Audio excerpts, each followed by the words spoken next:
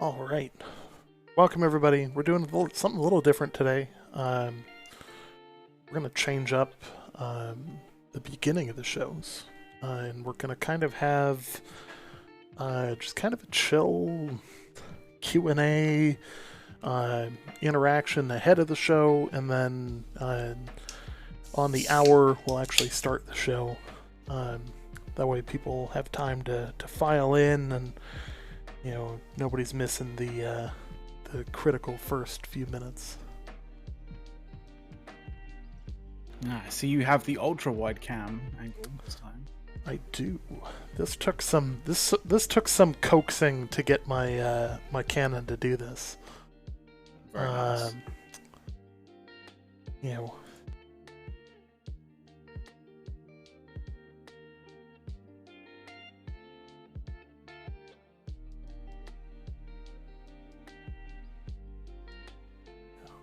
Hell out here with that bot spam. Not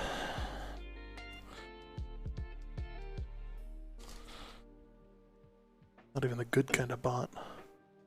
Like the show at least has good bots. So I want to thank everybody for coming to the pre-show. If you guys have questions, like feel free to hit us up with them. We're basically gonna treat the intro of this show a little bit differently than we normally do. It's going to be us kind of setting stuff up in the background and just kind of chatting. How much for your hat? At least 3 years of servitude and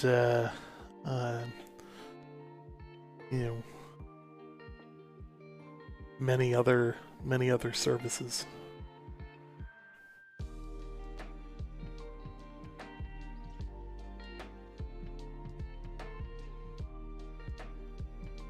Called dibs on that at 3 months ago. I really like. So here's the thing: like back when these hats were being dished out, we were, maybe 8 months into being an actual channel.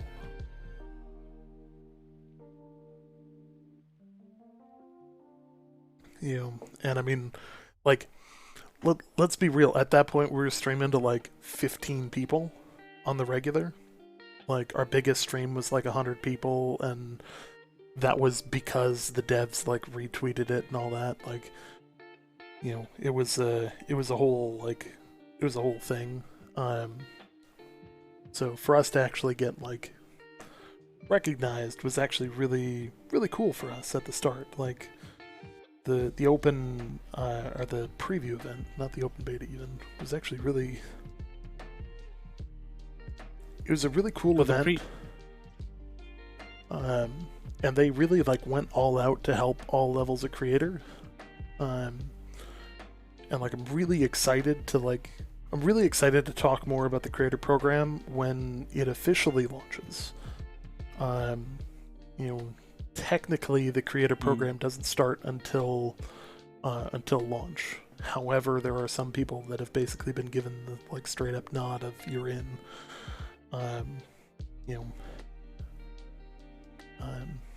Many of those individuals have hats like these, or have these hats, I should say. We had 2 at one point, but keep twisting the knife, man. It hurts. What's funny is like they were giving them out, and McLeod is. McLeod unfortunately wasn't able to get one, but we were able to actually give one away on the channel. And that one, crown. And it was one of those. It was one of those things where, like, there was no way I could have won that particular giveaway because it would have looked so rigged. Oh, that would have been so. There was no sketch. way. It would have been super sketch. So there was no way I could ever have entered it in any way, shape, or form. And like I had to be resigned to that fact. It's just the way it is.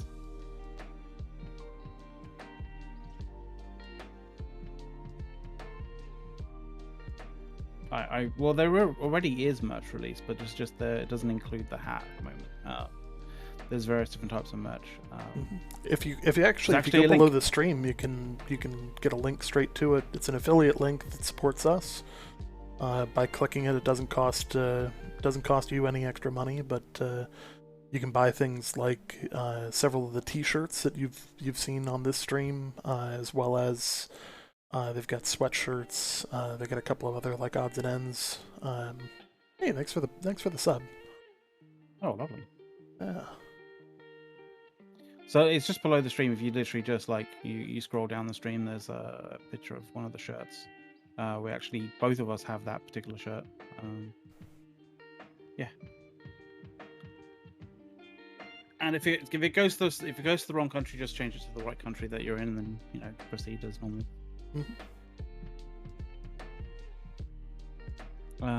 Yeah. I mean, this is the pre-show as such. We're kind of pulling together like what we're going to be doing for the show and this, that, and the other. Do you want me to? I was going to actually open up After Effects and see if I can quickly render down this 10-second transition. If you want to preview it, I don't know whether you want to or not. Up to you. Possibly. I mean, I don't think it's something we could really use in the show, but like,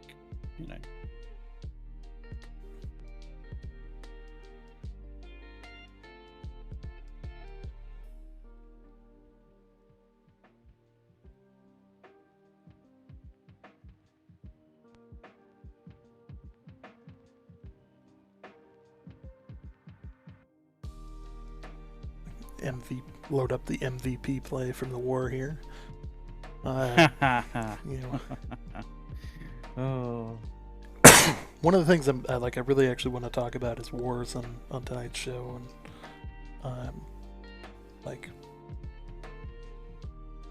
we gave Toast a good razzing from last show, but there were some extenuating circumstances where a number of their people got disconnected and couldn't get back in.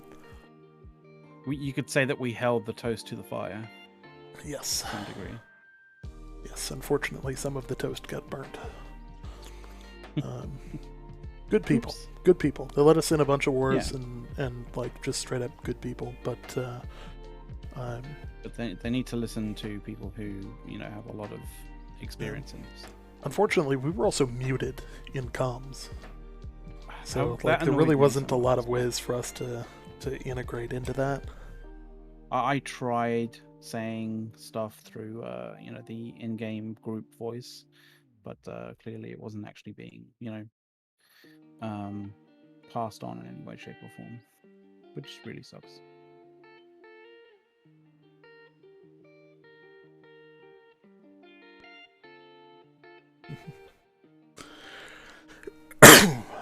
Oh, sorry about that. Yeah, I mean, there's a lot of like the open beta was I mean, that's gonna be the topic of today's show, but like there really was a lot to it, and a lot more that like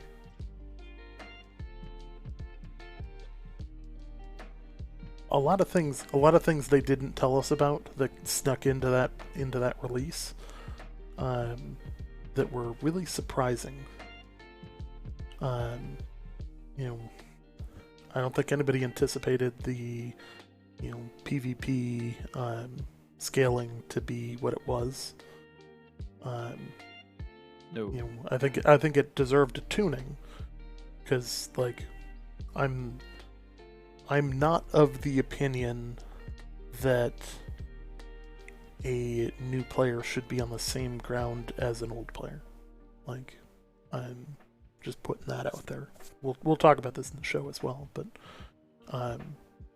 it's kind of like if you run up to a boss, that's like a fully leveled boss, fundamentally like that's, you should expect them to be stronger. You should expect them to be a difficult fight. Still not impossible to beat. Thing is, you're not wrong there. It's just the fact that you have to approach this problem from multiple directions. It won't. You can always make this problem work from a singular direction. From, say, oh, it's the new people coming in, right? They're new people. They don't know much about the various mechanics and stuff like that. So you need to be able to account for that when they're fighting other players, kind of thing, right? You can easily make scaling work from a singular direction like that, right? But it's when you have the same mechanic having to function from multiple directions, from the beginner player coming in, learning the mechanics against someone who's a little more knowledgeable about it. You have to come and then you have to come at it from the angle of, I've spent time developing this character. It should feel stronger. I've spent time, honing this character, making it better. It should be able to fight a new player better in that regard, right? Then there's the other angle of, what if it's a seasoned veteran of the game, starting a completely new character from fresh on a different server. He knows all of the mechanics. Should he be allowed to leverage the advantage of a low level character against a higher level character? And then there's a case of the multiple versus one person kind of fight. Like, it takes time, a great deal of time and effort to make a character who's higher level. It takes a lot less time to make a character low level, and so therefore you can have more people fighting at in a quicker time frame than one high leveled player, regardless of whether they're good at the game or bad at the game in terms of PvP. Those one versus multiple fights are only really going to end in one way if the scaling is 1-to-1. So that's another angle. So there's 4 different angles that you're approaching this particular mechanic from, and it's just like, mm-hmm. how do you balance that? It's fucking difficult. But we'll get a little bit deeper into that in the show. I'm going to chuck this into the G drive. I can grab the G drive. Where's the G drive?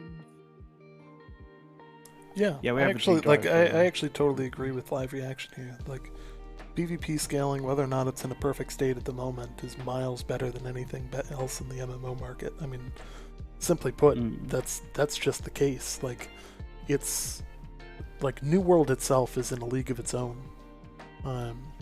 Just fundamentally it is. Sure, there are things that need balancing, but as with every game, there's always a need for balance. Just off the top of my head, Apex Legends, that's a game that's been out for a while, but every time they release a new character, wildly unbalanced. Like, I think everybody in the game right now agrees that Seer is just stupid broken.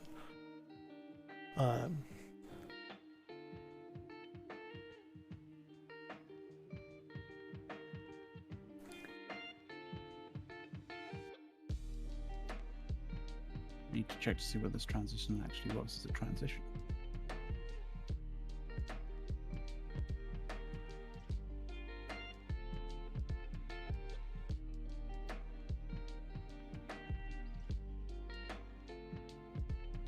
Yeah, it really is a challenging thing because it's not clean cut. It's not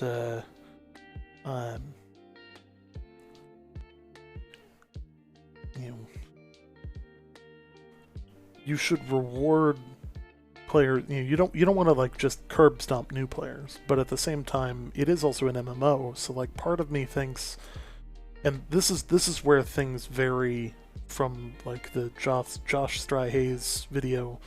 I watched that and I agree with a lot of the points he made. However, one of the context is that it's an MMO. there's more than two people. You know, if it was like a 1v1, you know, and it was only 1v1 and there was no outside influence, then, you know, the balancing question changes. But fundamentally, it's not a 1v1. And that really, really changes things, because the lower level guys can group up with other lower level guys and come back and dunk on the, you know, the high level guy. You know, and I think that's, in my opinion, that's more rewarding. Having done that in New World in the past, you know, I think that's yeah. Yeah, and yeah, the other thing is, the kicker is that New World enables you to opt out of PvP if you don't want to. It also gives you an infinite number of ways of running away. You know, like, if you have the right set of gear with you, you can run away from anything. Yeah, well, I mean, yeah, pretty much. You have the right set of gear, and you have the right kind of like knowledge of how to you know, sort of do some animation canceling and stuff like that, to give you those extra few sort of like, you know, half a second, quarter of a second, to kind of just get that little bit far enough away to not get actually caught by certain types of CC. Then yeah, you can run you can run away pretty effectively. I'm gonna send you this link real quick.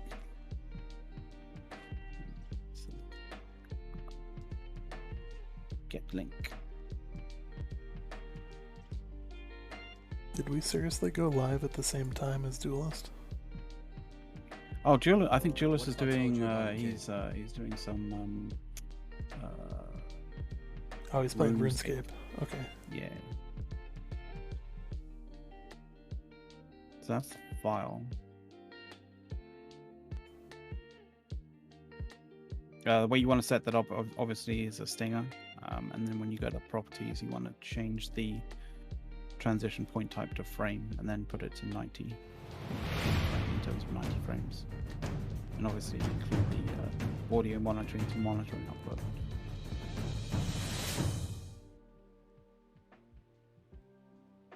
Nice.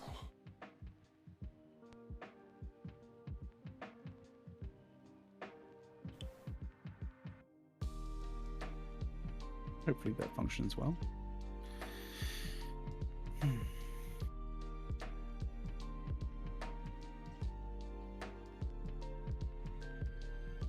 Oh, we're in the wrong room as well. Do you want me to drag you to the right room?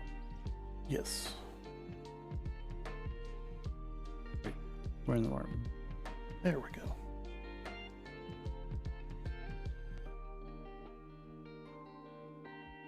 The scene is like 80 kinds of cluttered.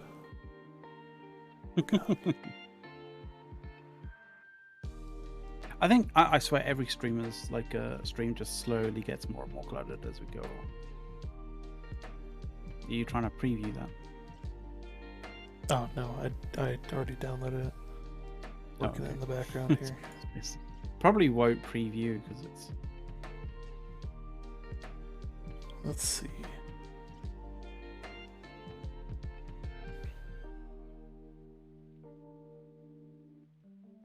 Love reaction. To be fair. Add stinger. Yeah. So that's stinger in the properties, right? So you want the set transition point type to frame, not milliseconds, but to frame. And then transition point brackets frame to 90. Frame. And it's up to you in terms of audio monitoring, but like it does have, you know, sound. Yeah. And I did spend time actually making sound for it. Like it's not just like some slapstick sound. Well, let's see what people like about this here. I'm gonna reload the scene and it should do the transition.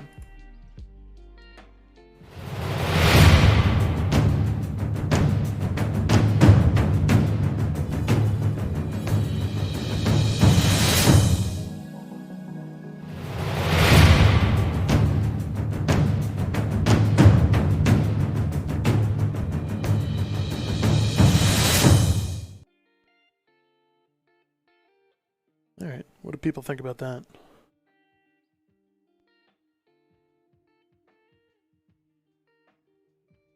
You know, people like it. Like spend time on it.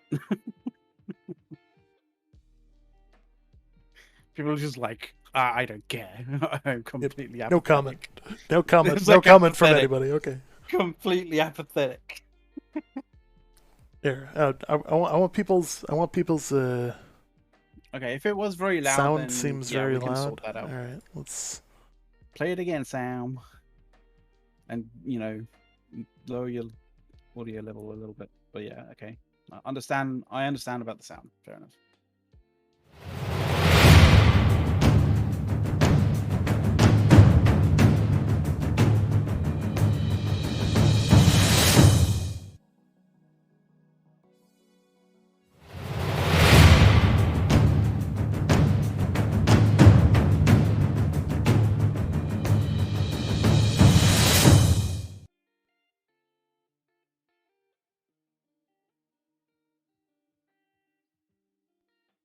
Yeah.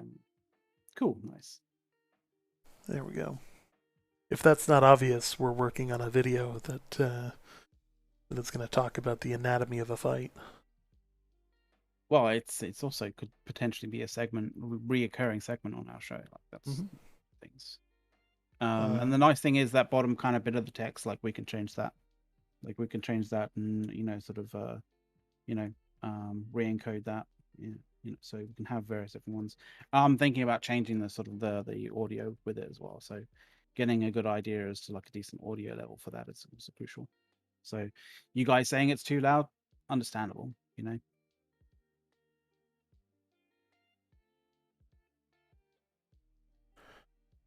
The thing that irks me right now is this camera needs an 11mm ultra wide lens, and I am way too cheap to buy one. Oh yeah. Can we just say here's the kicker? It's a $600 camera as is, and it's got a nice lens on it, but what I want the ultra wide for is right now you have this in view. It's just there's I'd like to go over here with it, and I'd like to get a little further to left here. Get it a little bit wider so that it looks more natural if I'm further back in the frame like this. But it's much better and much easier for him to be able to to be able to boast about how big his fishing catches have been.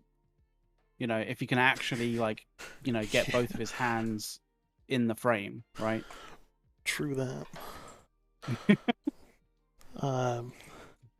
Screw you so guys. Of course the other kicker is I'd like to get a second camera in this setup, and I've tried it because I've got a headset for it, but or I've got a stand for it and everything, and it would go in the corner and aim this way. But one of the problems is actually that there is a very bright light right here. You can actually see the shadow cast from my hand because there's an actual key light right in front of me. Which is also why I have you went all fancy and bought one of those actual Elgato key lights. Yeah, I've got an actual. So it's basically powered by the fucking sun. Yeah, and the funny thing is, this is at 5%. You guys want to see something really funny? You're gonna max it out or something. This is at 5%. This is all the way up. It's oh my god! It's the fucking sun in here. It's I don't want to alarm you, but I think a nuclear explosion just happened in front of you. Yeah. If you ever see something like this happen on camera, Kansas is going bye-bye. Yeah. Well, Washington was going bye. Yeah. So, but the other cool thing about this is that depending on the camera, you actually can set a different kind of lighting. So this is a much more natural camera, so it doesn't need a lot of the light change. But we can adjust the brightness and the temperature. To be all the way over to like. Now I look like Sunburn. I'm a former president, or an Oompa Loompa, one or the other. Someone with jaundice.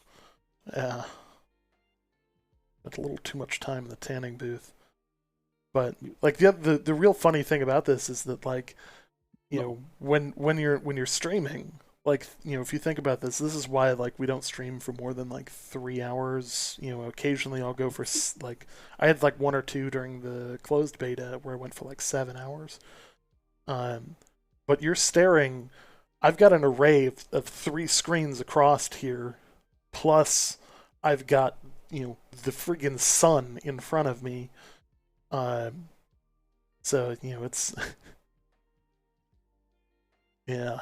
Now that said, like if I were to add a second camera, it would actually go in the back corner over here, and then look down on the setup because it's a really cool setup. I figured it out, dude. I figured it out. We need to get used a pair of deal with it sunglasses to wear on stream for long periods of time. 1 second. I think I got something for this. Oh no, you don't, do you? Apologies for the stream being a tiny little bit late in actual like setting off the actual show because of all of this random stuff. So yeah, I think he's got a pair. You've got a pair, haven't you? You already have a pair. I have this feeling. All right, so I gotta. Oh, I didn't get the ones I thought I got. 1 second. Ah.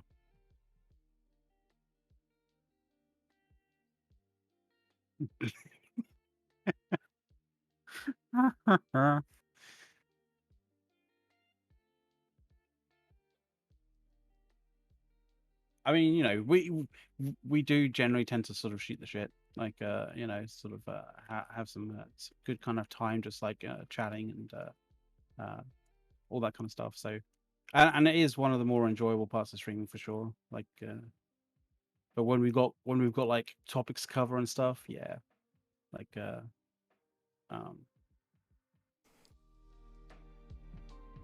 but we probably should get going sometime soon-ish. I suppose. So in order to break things up, I'm going to drop to the stream starting, and then we'll kick things watch out off for here. that. Watch out for that stream transition, by the way. You may want to turn the default off.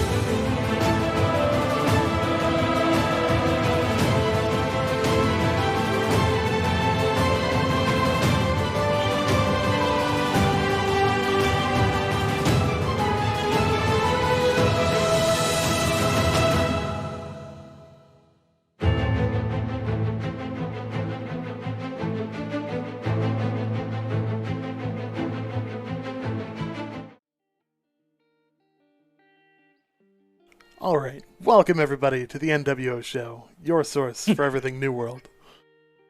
I have managed to find a pair of sunglasses that should work for tonight. In the pre-show, we were joking about about the key lighting in here. Yeah, anybody not seeing the pre-show, you won't be understanding what the hell is going on. But yeah.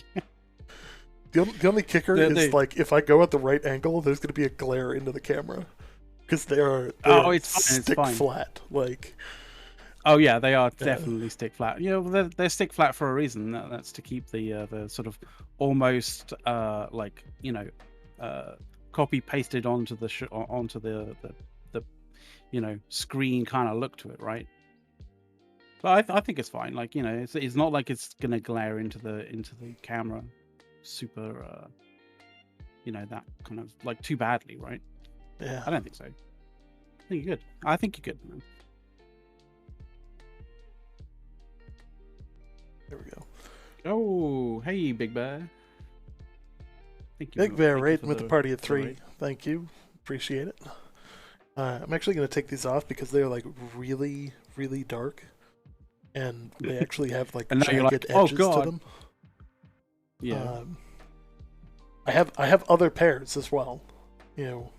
So like depending on how we want to do this, like, you know, I can go full on incognito for a whole show, you know. Clearly a clever disguise. Oh, the issue there is you have your name underneath, right? It's sort of... So for those that are joining us, fundamentally, the NWO show is aiming to bring you everything that we can about New World. It's, you know, there's a lot to this game, and there's a lot that we like to share about this game. And there's a lot of really arcane knowledge behind playing this game for the long term. You know, there's a lot of things that you just wouldn't figure out unless you've done it a few times. So basically, that's what we're here for. You know, we want to go live when there's news, when there's something to talk about, and we want to be that source for you, so that we aren't, you know, just so that we're providing you a service. And I think like that's paid off for us and for you guys. I think so. You know, and we really do appreciate a lot of the support, all of that. You know, we've got some of the best Patreons and you know, Twitch subscribers and followers out there. So, you know, infinitely thanks to everyone who's, you know, been there for us as we grow the channel. And shall we talk a little bit about how we want to grow the channel and other things like that? Like, yes, you know, what's in the future? Yes. So there is a lot more planned about where we're going with things and what we're aiming to do in the future with the New World Order channel here on Twitch. We're aiming, and of course on YouTube. We're in the process of doing some website design as well as coming on board with Studio Loot. You know, we're going to be assisting them with maintaining the site and maintaining a lot of the guides and updates and that as patch notes roll out. So we're excited to share that. You know, and there's going to be a lot of things that brings in for us. You know. Yeah, we haven't done too much in terms of YouTube work. I did a little thing which kind of missed the mark in terms of, you know, expectations versus reality, and that wasn't really expectations in terms of quality. It seems it was more along in terms of the content and such. But I like to sort of think that well, it seems that there's you know, we got some good feedback on there. Quality seems to be there. It's just, you know, we need to spend a little bit more time, you know, getting the writing, getting the right kind of like message across for the content kind of thing. But you know, I know that we want to do more evergreen content. What I mean by evergreen content is like content that is relevant for a longer period of time. It's not like fleeting content. You know, news content can be kind of fleeting because, you know, news you know, comes and goes. But you know, if it's like guides or like you know, tips as to how to do stuff in the game, that's, you know, sort of tends to stay relevant for a long period of time, then that's kind of like what we want to do, which should be pretty good. Oh yeah. And we have a ton of plans for that. If we get 5K donated, I might shave my beard. It's actually a dangerous thing to say because people might do that. Like, I look ridiculous You've without a done beard. that before. Yeah, you've done that before, and you look ridiculous. I probably look a little bit ridiculous. Yeah. And mine definitely isn't the better beard, but thanks for saying. Oh, would I look good with a shaved? I think one of those things is like you either do or you really don't look good with your head shaved. Like I think it's one of those things. So, I don't know. Maybe we might do something like that. Like I don't know. Yeah, that'll be a long-term. Yeah. Might be one of those things where if we hit a particularly large milestone, we'll be like, "Yep, this is happening." See, but we love Scott.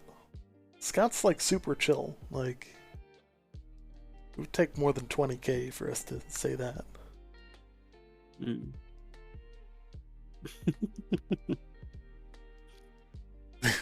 20K, I'll get him to shoot a Manscaped commercial. Oh, that'd be good. Oh god, that would actually be comical. So we've been kind of thinking about like reoccurring sort of segments to the show, especially when the actual, when the game is actually released, and have this constant sort of churn of like content that can be produced, that can be created constantly, and all the, what is obviously going to be rivalries between different large groups on different servers and stuff, and keeping abreast of that, keeping up to date with it, is going to be sort of, it's going to be a bit of a mission. Like, we're going to have to make sure that we have contacts in various different places that are okay to speak with us and all that kind of stuff as to what's going on, and trying to keep ourselves sort of at least somewhat clearer of bias, which is always going to be a problem, but like we're going to try like our hardest to sort of bring that kind of stuff to you. Mm-hmm. And if there's one thing in terms of bias that I think if people think about this for even a few seconds, obviously we run a channel that's dedicated to New World. So like, if you're looking for like the fair and balanced version of, people who are not excited, and wanna dump on everything, this probably isn't the channel. You're gonna get a fair review of things that we potentially think need fixing. But it's not gonna be from the perspective of, one of our primary goals is that we would not like to be the content creators out there that are out there for overly clicks. We're not out there for drama. We're not. Yeah, we don't want to create a drama channel as such. We don't want to be sort of like pushing overly negative kind of stuff. Like, there's definitely channels there for that, and there's definitely people who, relish in creating content that is overly negative. They some of them do that really, really well, and some of them do that really, really badly in a really cringe way. Up to you as to who you want to actually put in those camps. One of the I would say probably one of the best negative content creators for, or at least, mostly negative content creators is probably Angry Joe with Angry Joe Show. But then again, that is their style. Like, he is angry. It says it on the door, it's on the door, right? Angry Joe Show, he's angry, right? Of course, he does so many different reviews, and he, when he's genuinely excited and happy about a product, you can definitely tell. But they do content, and they do angry very funnily, and they do it well, and that's their MO, right? But that's the thing. Like, I don't think I would be happy with doing negative content all the time.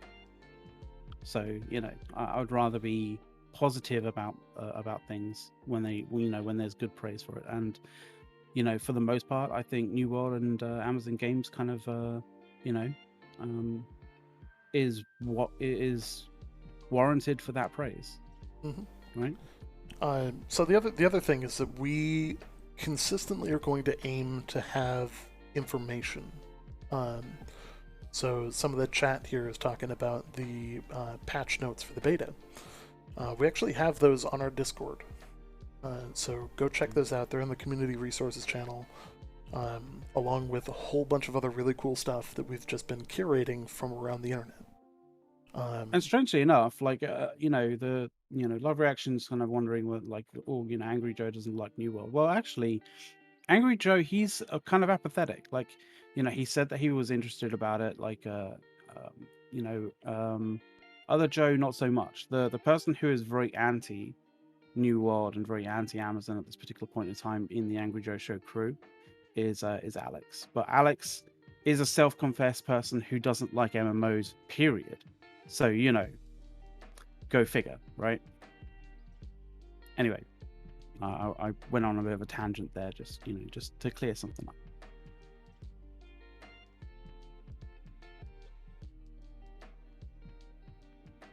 But yeah, one of the things that we want to do.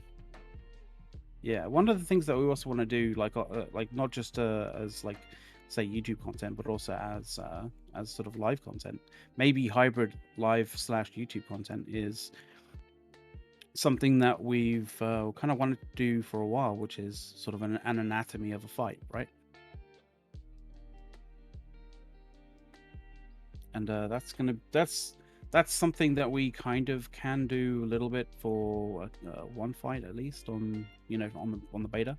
And the show tonight is basically going to be a lot about the beta, our impressions of the beta, what we did in the beta, that kind of thing, how we felt about it, what we think is going to be in the release in comparison to the beta, and what we hope is going to change based on what we experienced in the open beta.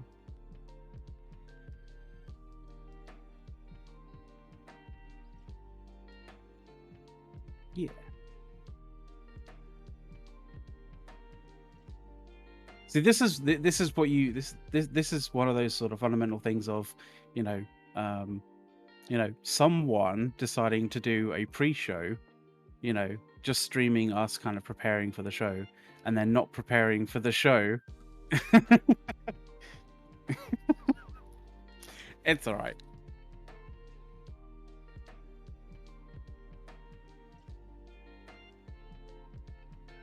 Like, running around with fucking hair on fire.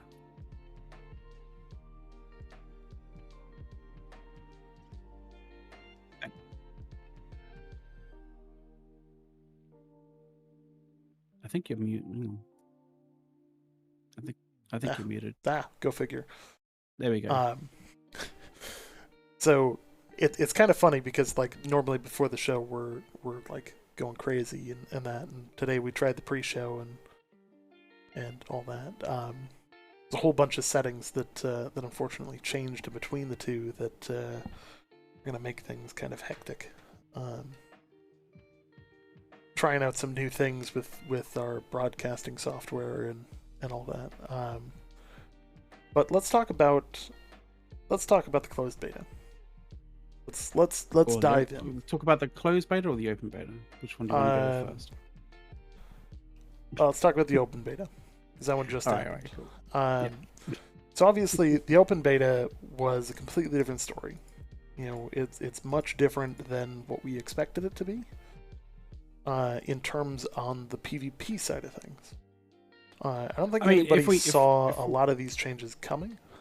No. And the interesting thing divided the community. Yeah, because there were some somewhat slightly undocumented changes. I think, like the scaling kind of changed from the closed beta was something that I don't think was documented really. Yeah. There was the stamina changes as well. There were a number of changes to fishing that were not documented, and then there were you obviously some have changes that I think a lot of people overlooked. In terms of to do with wars, a lot of the turrets were buffed. Yeah, and that really stands out in early game when when everybody's still leveling, um, because turrets don't scale. Like when you're level 60, the turret does the same amount of damage as if you're level 5. So, that's a really important characteristic about them. But when you're level, you know, 15 or so, there's the static amount of damage that happens, because of a turret hit, is significantly worse on you as a player comparatively. If you're, comparatively between, when you're a 15 or a 50, right? In the video here, you're about to see like the MVP of MVP plays. Yeah. Capturing B is kind of difficult on Everfall as an attacker. That turret, even though I get downed, somebody comes and saves me because there's no pressure on the turret. But that turret changes the fight dramatically. These other two repeaters are important, but not vital to taking the point here. Look at the damage output there. That is immense. All of those white ticks are me. AoE damage from the fire cannons is insane. Even at higher levels, it's going to hurt to stand in those. The other thing that we noticed in wars specifically is that heals don't seem to stack. I'm wondering whether it's heals that don't stack or whether they've just sort of grouped heals together. It could be. But essentially to sort of declutter the status effects on your little status effect bar kind of area. In the closed beta, I would see like 5 or 6 different heal icons. In the open beta, I only saw a couple. I only saw 2 at any time. Which maybe it was just them combining them. I also felt like I died significantly more often, given it wasn't properly geared for everything, and you can tell that I'm half-assed would be the appropriate way to mark this, but well, I think bearing in mind it was the open beta, 4 days. Yeah. I want to talk about this fight for a second here. Go for it. So you'll notice we take the point, and mistakes are immediately made. You see, guy gets off his turret here. This turret's empty. This turret that I was in has no ammo. This guy's burning through ammo for no reason. This turret, I believe, is empty. Yeah, he just jumped off it. Yeah, he just jumped off and left it there. Me, I'm the only one who goes back to my turret and demolishes it. The turret back here is empty. This guy refills the turret for no reason. That turret is completely useless in the fight for C. And what you're doing there is you're going back for actual. Yeah, I'm going back for a turret and ammo. What is it? Yeah, ammo. And this is vital to this fight. For people that don't understand the importance of AoE damage, wars are not a game of kills. It's not. It doesn't really matter how often you kill people. It's a matter of health points. Yeah. This is why everybody is full constitution, and they're friggin' dominating the map because they can stay alive. It's a matter of health heals points and having good health points. Yeah, the more you can scale your damage to multiple people at any one time, the more damage overall that you can do. And when it's mostly a game of health points, because the idea is, you want to essentially get as many people on their side dead as possible as soon as possible in order to clear a point so you can actually grab it, or in order to clear the point of somebody from grabbing it. That's the thing, Mm-hmm. So when you're dropping turrets that deal damage to single individuals at one time, like it's not the scaling that you want. Like, there is obviously a time and a place for repeater turrets, to harass other, sort of turret users on the enemies, for example, on the enemies battlements, for example. But when you're actually trying to clear a point and take a point, or when you're trying to either clear a point of enemies or take a point, like you need that AoE damage to be applying to multiple people at one time, not a single person. This isn't this 50 on 50 isn't 50 one-on-ones. Now, the other kicker here is that defense cannot rebuild their turrets. Offense can. And this is a really important distinction because you need to move these turrets around. You need to be able to place them up across the map. And this is how you take different points. Like being all the way down to C is still attainable here. You need to push them onto the point, fight the point, and have your siege group set up all of your turrets on the backside of C.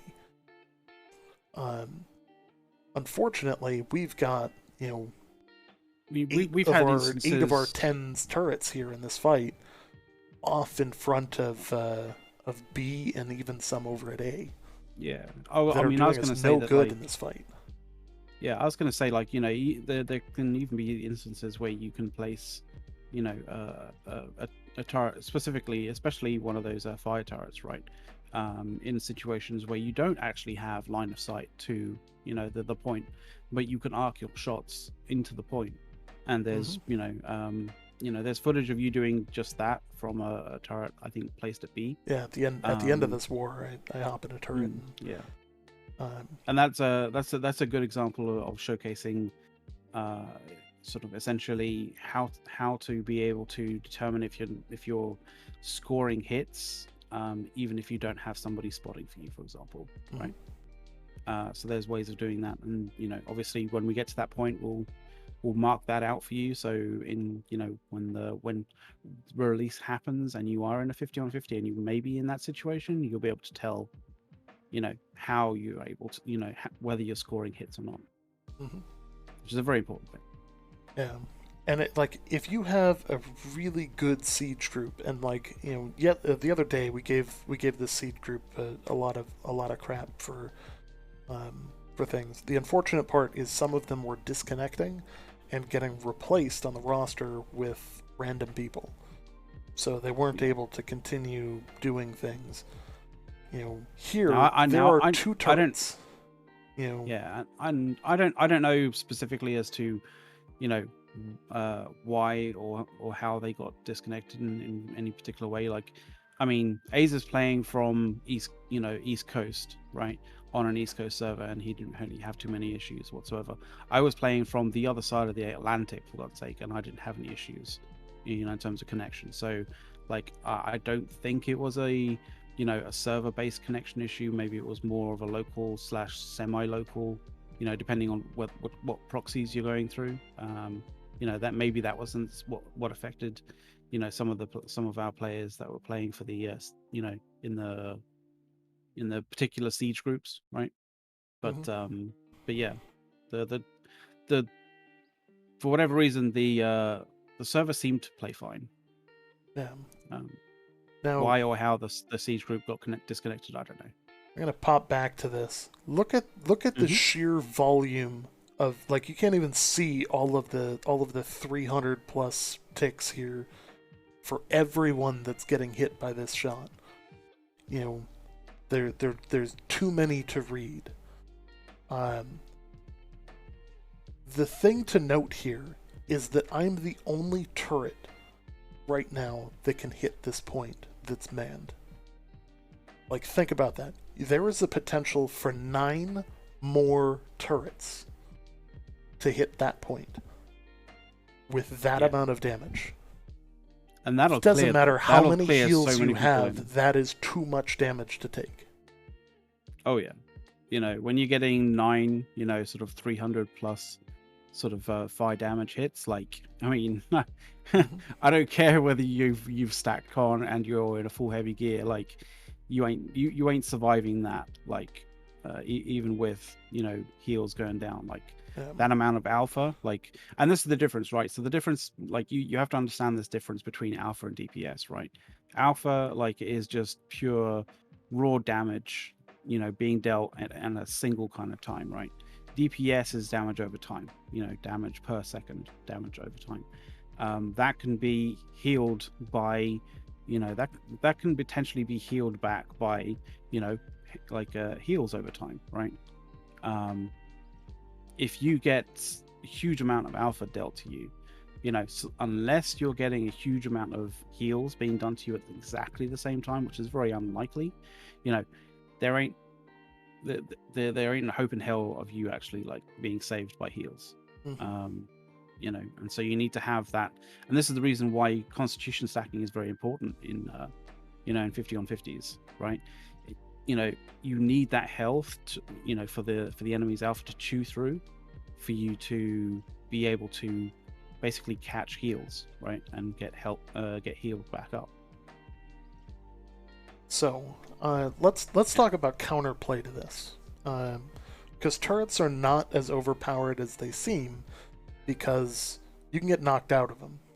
You know, you're incredibly vulnerable sitting in a turret seat. Now, yeah, how a fight should, in theory, happen? Everyone tries to rush one point. That seems to be like the going meta. That's not as worthwhile as people think it is. The initial part of the fight should be about destroying siege equipment from the defense. So offense should lay back, use muskets to fire people out of their turrets so that they can prevent the repeaters and other turrets from the defense from applying damage, and then turn around and destroy those turrets as fast as possible. You know, get as much damage onto those turrets, focus fire on those turrets so that, you know, they can't repair them. Once they're down, they're down. Then it's real easy from there. The counterplay here is to prevent turrets from being manned full time. So repeaters specifically are very deadly. You know, explosive shot is very deadly.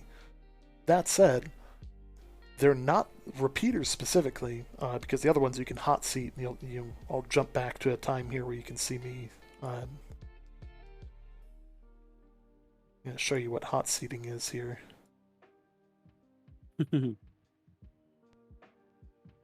I get down, somebody comes and revives me here. Hot seating is the...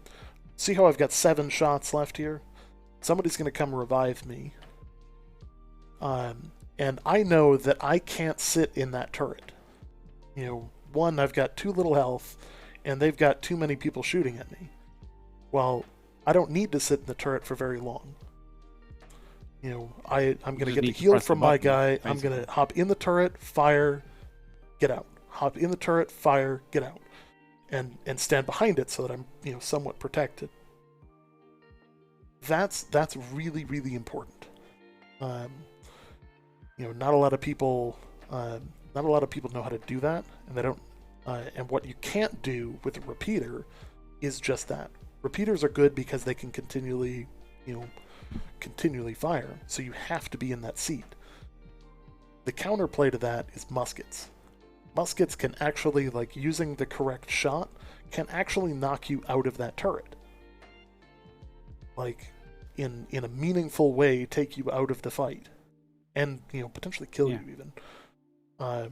You know, especially if you've got a coordinated group up in the back line that can, you know, coordinate fire at the same person, you can knock them out and, you know, disable that person so that they're no longer part of the fight. You know, and that's really important. You'll notice. Let me go back a couple of frames here. There's nobody in this turret. There's nobody in this turret. This turret can turn and see B.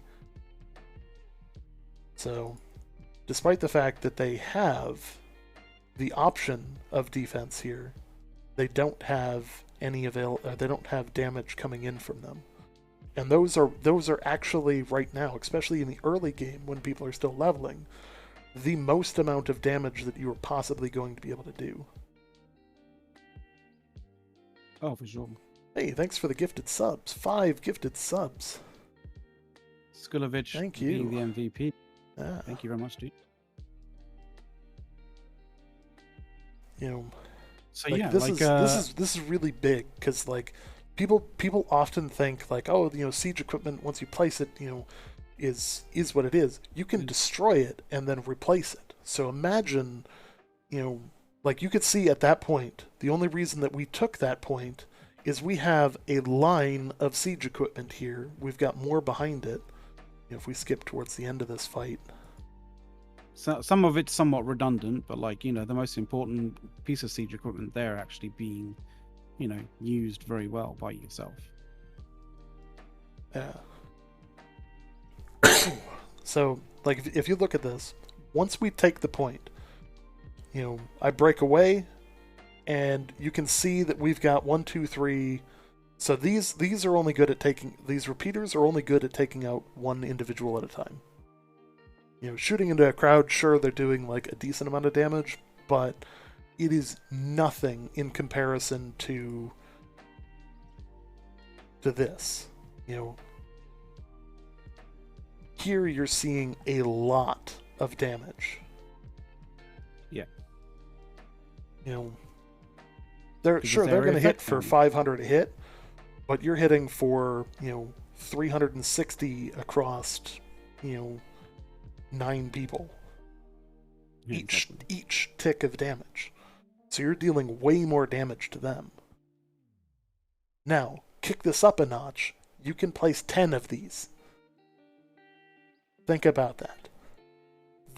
That should be in your head as, hey, when we're going against level 60s, where the defense is substantially higher, the resistances are substantially higher, because again, as we mentioned, turrets don't scale. They do the same amount of damage they do now as they do when you're level 60. So when you're level 60, one of the things you might consider is putting fire resistance. Or putting... And there's even consumables for fire resistance as well, actually. Yeah. If you have to defend a point, fire resistance consumables, fire resistance equipment,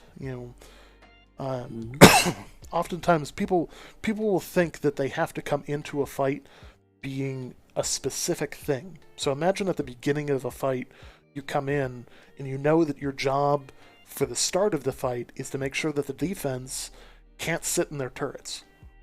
They can't apply damage from those, and you're going to take out a musket, even though it's not doing a lot of damage because you're not skilled into it.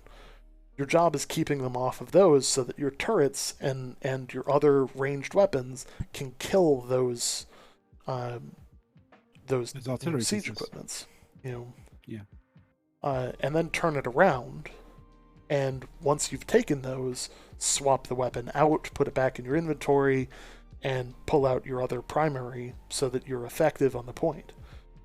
Like right here. I mean, this is exactly what the rest of the siege group needed to be doing.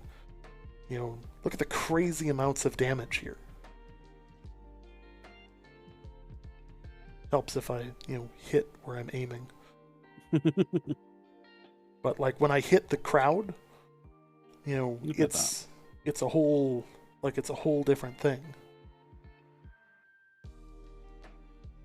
And so this demonstrates one of the things that like you got like a little bit sort of you getting a little bit angry about, in terms of is it, what's the phrase hot you seating? Hot swapping the scene. Hot seating. Right? Yep. Is when you're jumping out to essentially use the turret as a defense against you getting shot. Someone can jump into that turret. Yeah. I kind of feel like there should be a bit of a cooldown after you've jumped out, before you can actually, jump back in. Kind of thing. Yeah. Obviously, the funny thing is, the person who jumped in was actually part of the siege group. But what they should have been doing is focusing on moving the other turrets that are still covering B on the far side of B. Yeah, and we'll see those in a second, right? We'll see those in a moment. Yeah. So, like, that's a really important factor. And you can see, like, my first reaction coming back to camp is, okay, hey, can I get another turret? Can I get another turret so that I can go place another turret out there? Because that's the important thing. That's the only way we're going to take that point. And, you can see, let me go back a few frames here.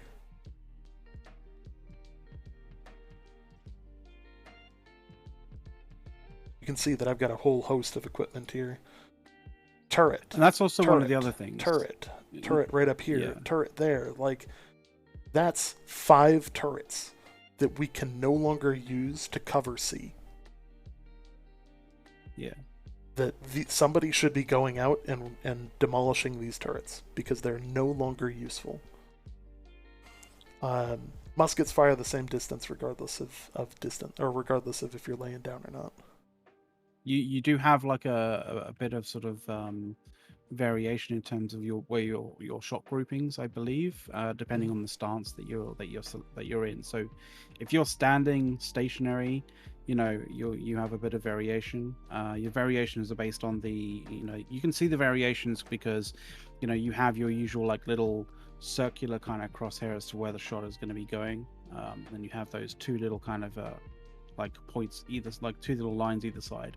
The closer they are to that circle, obviously the smaller the grouping. The further they are, the larger the grouping and such. If you're running around, those are going to be quite far away, so the shot grouping is going to be quite large. When you're prone and stationary, they're going to be like as small as you can get them, so that shot grouping variation is going to be tiny. Mm-hmm. So you don't get range, but you do get your grouping to be absolutely minuscule. Mm-hmm. So eventually we get the call from the leadership to frankly just kind of dick around and go for kills, because we know that we're not going to win. We've right now we've got 5.5 minutes left, and we still have to siege the gates and all of that. Yeah, it's a case of like we're still not really getting to C in any way, in any meaningful way, shape, or form. And even after getting C, we'd have to hit the gates and take the center point as well. So yeah, it's a case of, are we going to do that in 5.5 minutes? Nah, I don't really think so. But like this right here is basically push, the last real push. Yeah. And you do this because if you're piecemeal coming into the point, you're going to get taken out. You're going to get picked off and all that. Yeah. And as you can kind of see, like a lot of the slows, like basically neutered the the capacity of those haste potions to kind of get you to the point quickly. And we've actually got So and you can see the guy who was on there is trying his best to get the guys off of there. And I'm sitting here and I'm like, okay, well, sure, that's important, but we also need to like fire the cannon. Yeah. Eventually the guy gets back in, and then he gets right back out. I mean, it's possible he might have been trying to hot seat it. Yeah, but again here, there's only 2 turrets. Yeah. A third one is trying to be made, but if you only have 2, you're in such a rough spot. Yeah. Now after this, I think you go back to B and you grab one of the sort of cannons from there and start firing over, right? Yeah. So you can see how somebody else's cannon, and I'm like, okay, I'm just gonna go shoot stuff. Yeah. And it's sort of like it showcases, well, firstly it showcases, because I think you get into a repeater first, right? Showcases like the fact that repeaters can fire long distances and hit targets, but they're only hitting one target like at a time. So and then you end up getting in a cannon, firing that off, but like arcing your shots. Yeah. Yeah, we try and go a different route on C here, and nowhere near enough people are following what we need to. So this example of a fight is also another kind of thing that you have to kind of understand and expect at least at some point when you're playing 50 on 50 and you're sort of vying for territory, right? Is you may have a plan, right? You may have an idea, these squads are doing this, that squad is doing that, that squad is doing that, right? But if 2/3 of that squad get disconnected for whatever reason, local internet, um, whatever kind of reason, they're their computer ends up dying, or there's a they have a crash or whatever, right? Like you need to have the flexibility in your other squads to be able to shift around and to be able to adapt to this the ever-changing scenario that you're faced with. If your siege team ends up basically out of action, but you don't make any necessary sort of adjustments or changes to be able to deal with that that situation occurring, then you're as good as you might as well not even try to take the fight, because chances are you won't. Yeah. So, and vice versa, if the team that you have, or that you set up is your harassment team, right, with muskets and all that kind of stuff, if they've disappeared, or if they can't get on for whatever reason, you need to be able to turn around to another squad and basically say, hey guys, like go swap to your alternate gear, or swap to a set of alternate gear that's good for shooting people off turrets and that kind of thing, right? Yeah. And sometimes you don't even need to have like specific gear for that. You just need to provide that sort of psychological element of someone getting harassed on a turret. Like, it doesn't even need to be meaningful damage. Mm-hmm. Well, and some of the I forget the exact skill that does it, but you can actually knock somebody out of the turret with one of the specific abilities on the musket. This is the part where I start lobbing stuff over at C, and you'll notice that you can't see the damage.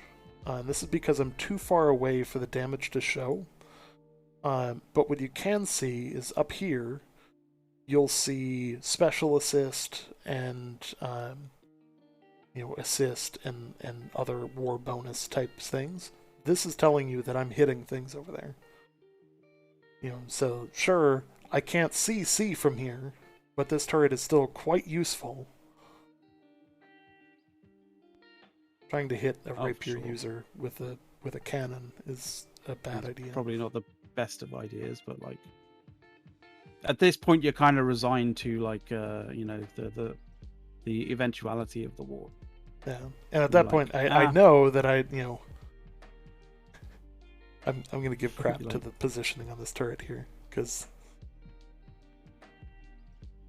so the turret that I go to, this repeater, is faced directly at B. The problem with the positioning here is that it was placed when we were sieging B, so it's useful only for that. In the later game fight here, you can see that I try and turn to the right, and that's its max range to the right. It doesn't go any further over.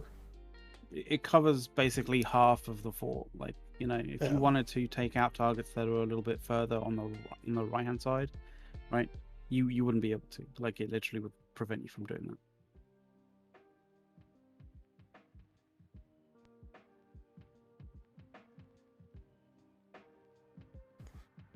Yeah. Gonna load up another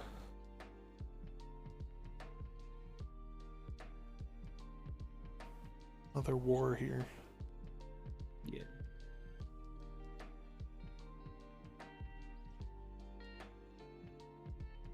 I mean, spear could potentially knock them out, but that is some throw. That is some Olympic style throw.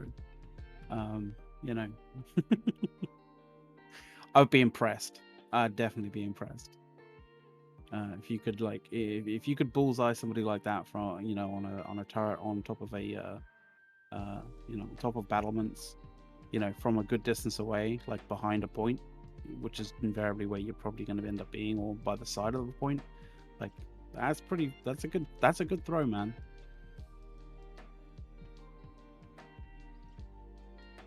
I figure I can't. I'm not saying, I'm not saying whether it does. I'm not saying whether I'm not talking about like whether it does, knock them out or not. Like, but hitting that, that shot is a good test of skill.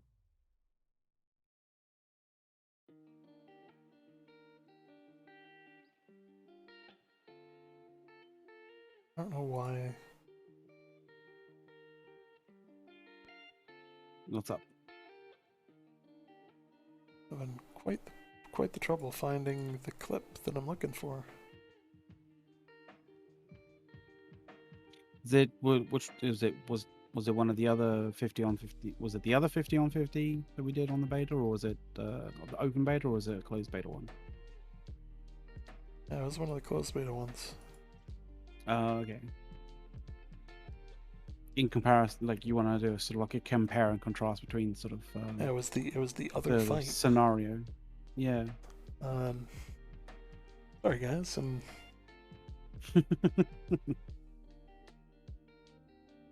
this is the fun of content creation right here, where so nothing's ever Paladin builds. Yeah. So just taking a quick question from chat. Paladin builds aren't specifically broken, at the moment, or weren't specifically broken in the open beta. They weren't actually that broken in the closed beta. They were, if anything, they were a little bit better than they were in the closed beta than they were in the open beta. And if you've seen sort of So Medieval, he put out a video basically saying that, like, despite what you may have thought, the Paladin build in the open beta still wasn't broken. It was actually still viable. Maybe not the king of builds, maybe not the easiest of builds to use, kind of thing. Maybe may have required a few more, sort of usage of pots and that kind of thing, but it wasn't horrible to use. It wasn't subpar in comparison to most things. It was actually pretty good. So this and is people do abuse here. bugs. So yes.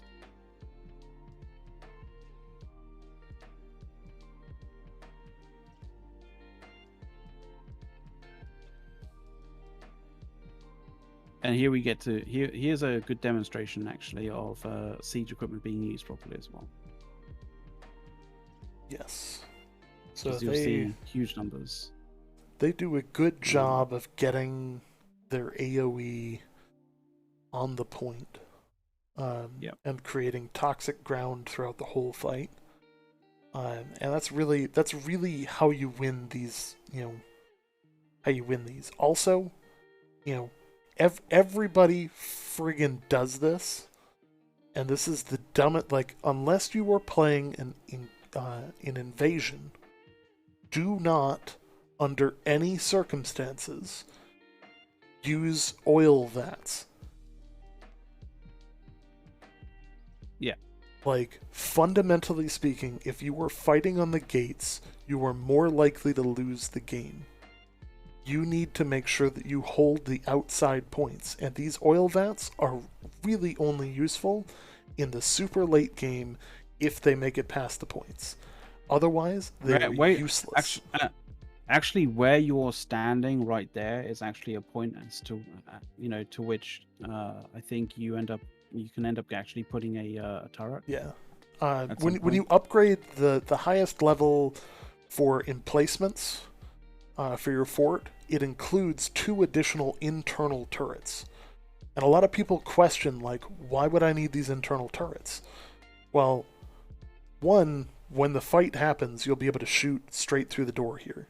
But 2, If you use cannons, you can lob over onto both A, B, because you can actually shoot through here, right through this gap, from that point, and you can hit C all from this turret when you have it. Yeah. So that's a huge point. If you know know how to do that and you have a competent enough siege team that can do that, it's huge, because that's additional DPS that you can put on the point. Now, one of the things with defense that you don't get from offense is you do not get the firebomb launchers. So that big cannon that I used to take B in the other one, you don't get that in this one from a defensive perspective. Instead, you need to be using explosive turrets. Explosive turrets give you a couple of bonuses because they, one, they explode, but they push people away. So there's an AoE push. There's a sort of a staggering effect, when that goes off. And it can push people off of the point. So that's a huge thing. It also temporarily drops people's shielding ability as well, which means that their damage mitigation drops as well. So you can see their turret's out of ammo on the left there, gets taken down. This guy's using a musket, or not a musket, a hatchet, and actually does a decent job of you could see the amount of number, like the damage numbers that you were getting there, right? Mm-hmm. They were that consistent, flash ticking damage is AoE fire. That's all fire damage. Sure, the guy was doing a little bit of damage with his hatchet, but he was not what killed me.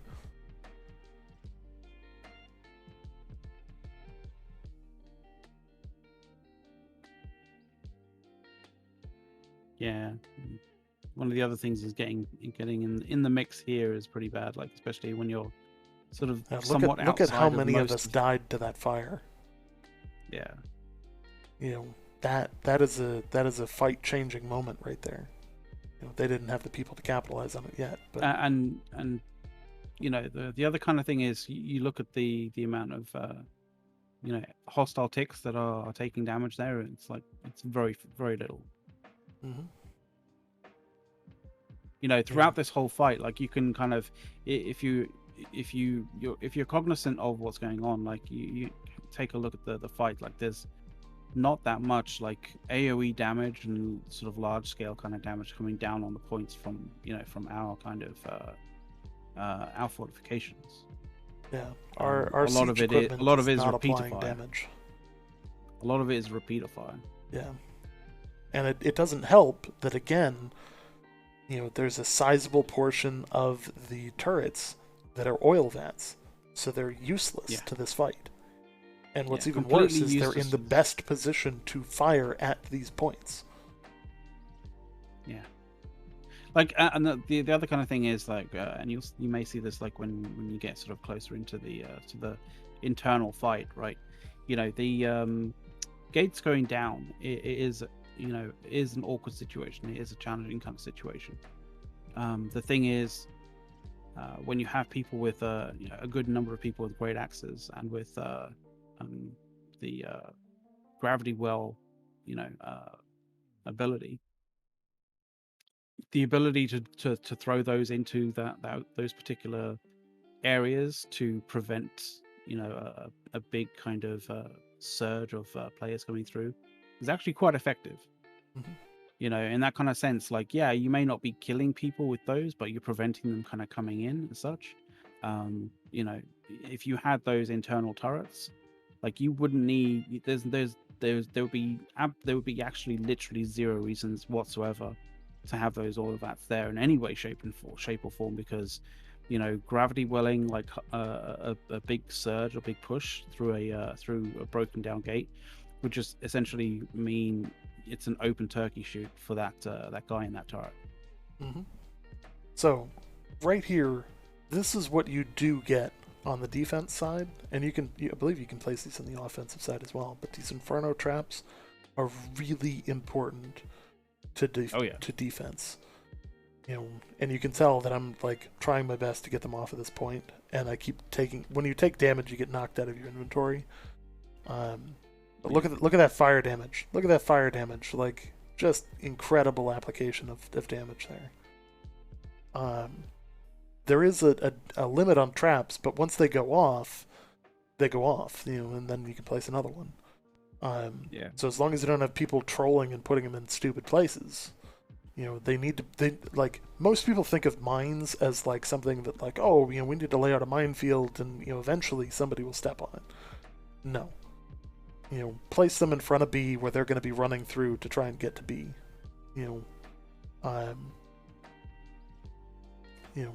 Like, that's how you use them. Like, you can tell I'm, load them up and just start placing.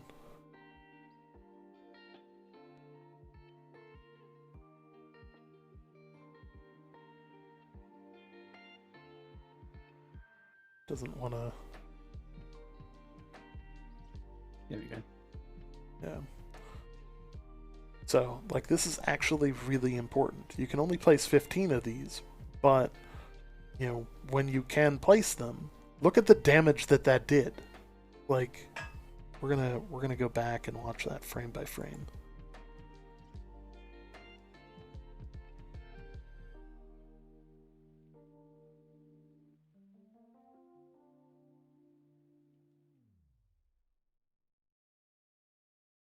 All right. Any idea what the button is for next frame? It's E, I believe.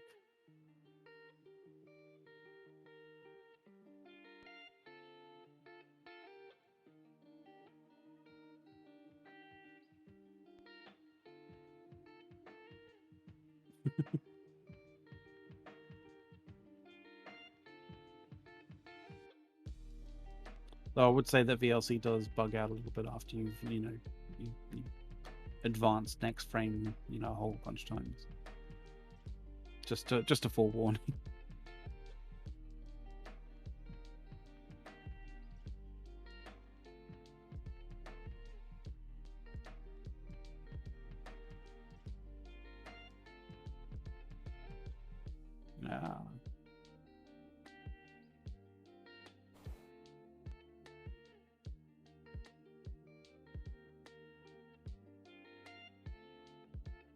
Yeah, I think you placed that one. Yeah. Look at this guy's health. Just watch this. So it's still in the build phase. Yeah. And it goes off. This guy gets clipped by it because he's got no health whatsoever.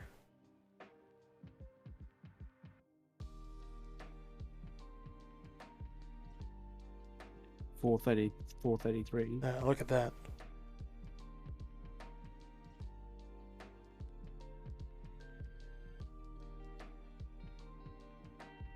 Now, this whole area here, this whole circle, now deals 400 damage to anybody who's standing in it. That's massive. That is a huge amount of damage for especially this player level.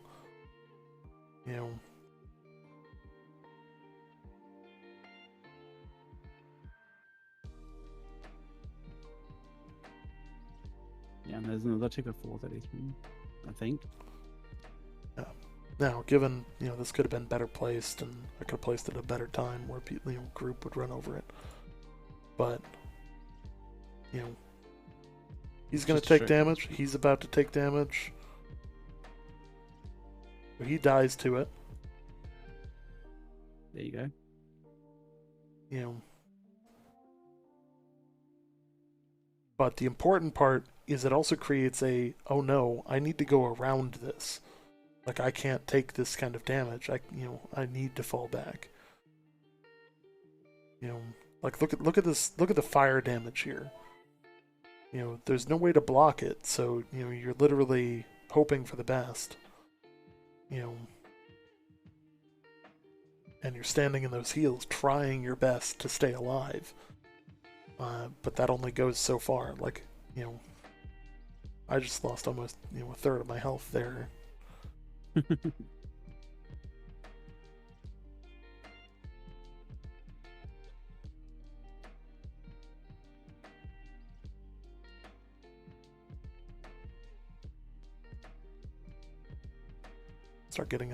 start getting in the habit of like just clicking in, like just buy one at a time.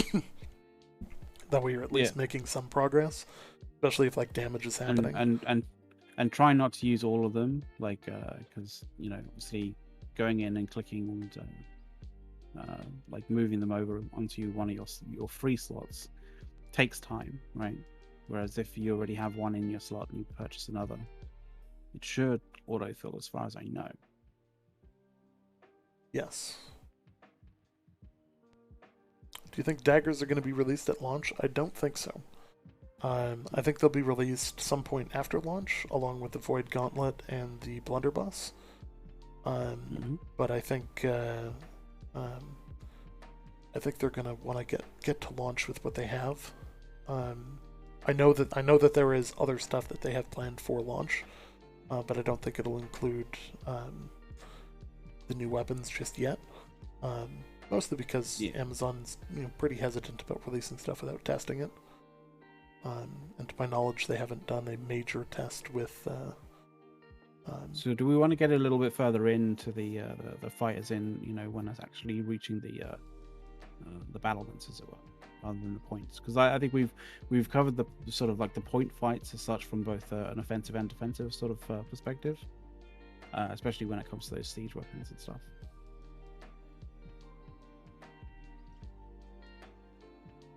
Does anybody know where this is?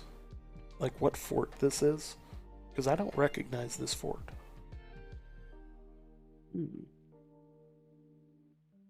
Like, no, just putting that out there. I don't recognize that fort.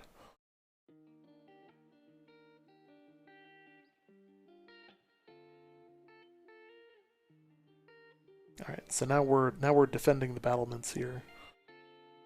And this is where things kind of take off. By the time I'm alive, we've already lost the door. Think about that for a second. We've already lost the door.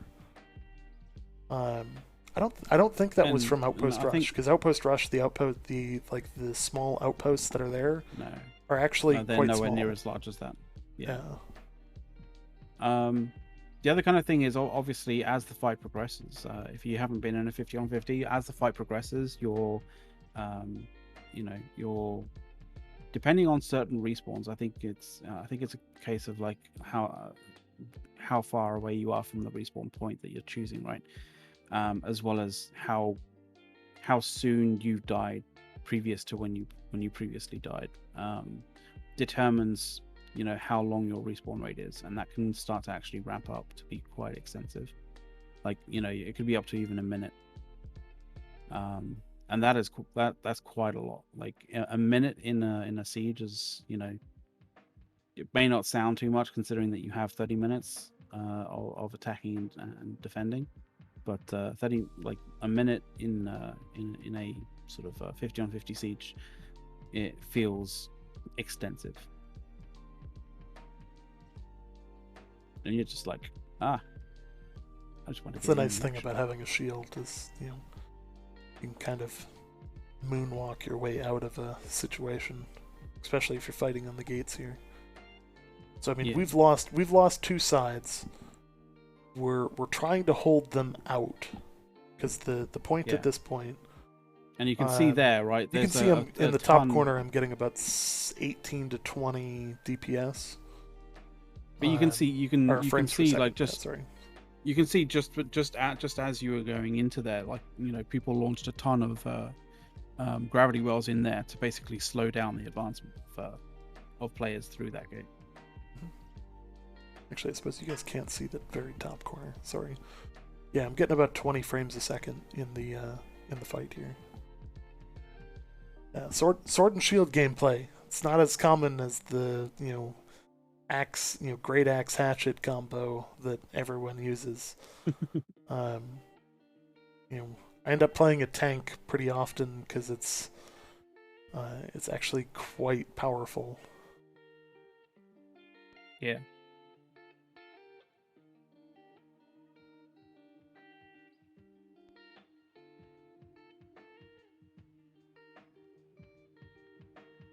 They're doing a good job of using their turrets out there.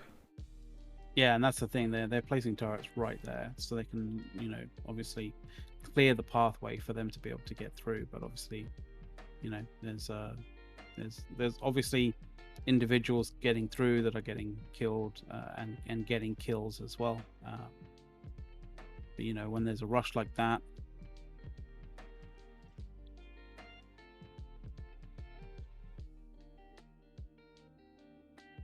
What's funny is they're not even swinging at me. They're just kind of like healing each other. Like I'm standing next to like 6 guys and no one's hurting me.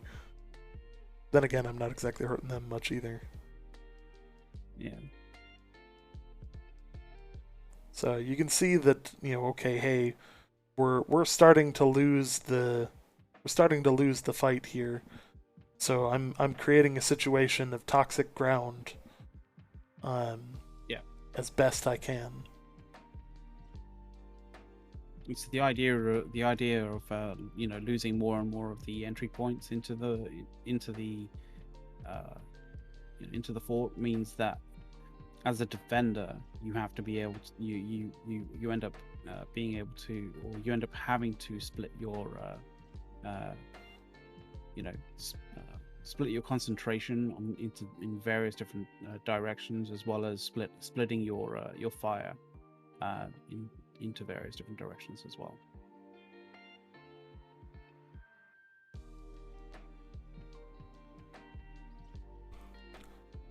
There's a lot of damage going down there. The challenge here is that they've got uncontested siege equipment on the outside firing in. They've got, at this point, the high ground because they're also up on the walls. They've come in from the backside as well. They're down to trying to hold the central point without the high ground. So they're contesting essentially any of our sort of muskets and bow kind of users on the ramparts, essentially, right? That could potentially be harassing and preventing their siege weapons from hitting the point, right? And as soon as that happens, that means that their siege weapons are free and clear to be able to sort of fire into the point, which causes us to have to force ourselves onto the point and fight at zero on the point, while taking a shit ton of that kind of damage. Mm-hmm. I think you realize that was actually like a friendly powder keg. Yeah. Now the thing is, they've got this choke point up front, and we need to have placed our fire traps up front here. We do a decent job of repelling them a few times here, but you can only do so much. And this is it. This is the exact scenario where those 2 internal turrets would be doing an absolute stand-up job in terms of actually clearing out loads and loads of hostiles off the point. When it comes to hostiles pushing through certain gates to get that last. Here you can see them just climbing the walls, and it's like I can't even, not even gonna bother chasing them. No. What's funny is like I don't realize that it's already equipped, because when you buy something that's already in your inventory and it's already equipped, and that's what I'm talking about, right? Like as long as you have one already in, you haven't used the last one, like it already goes into your inventory, so you don't need to screw around with trying to put it into your inventory.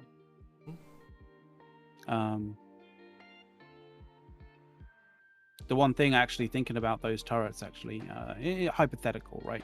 The one thing about those turrets, internal turrets, is those back doors are essentially, a way for the hostiles to be able to go in and clear out and kill those turrets very quickly and effectively. So,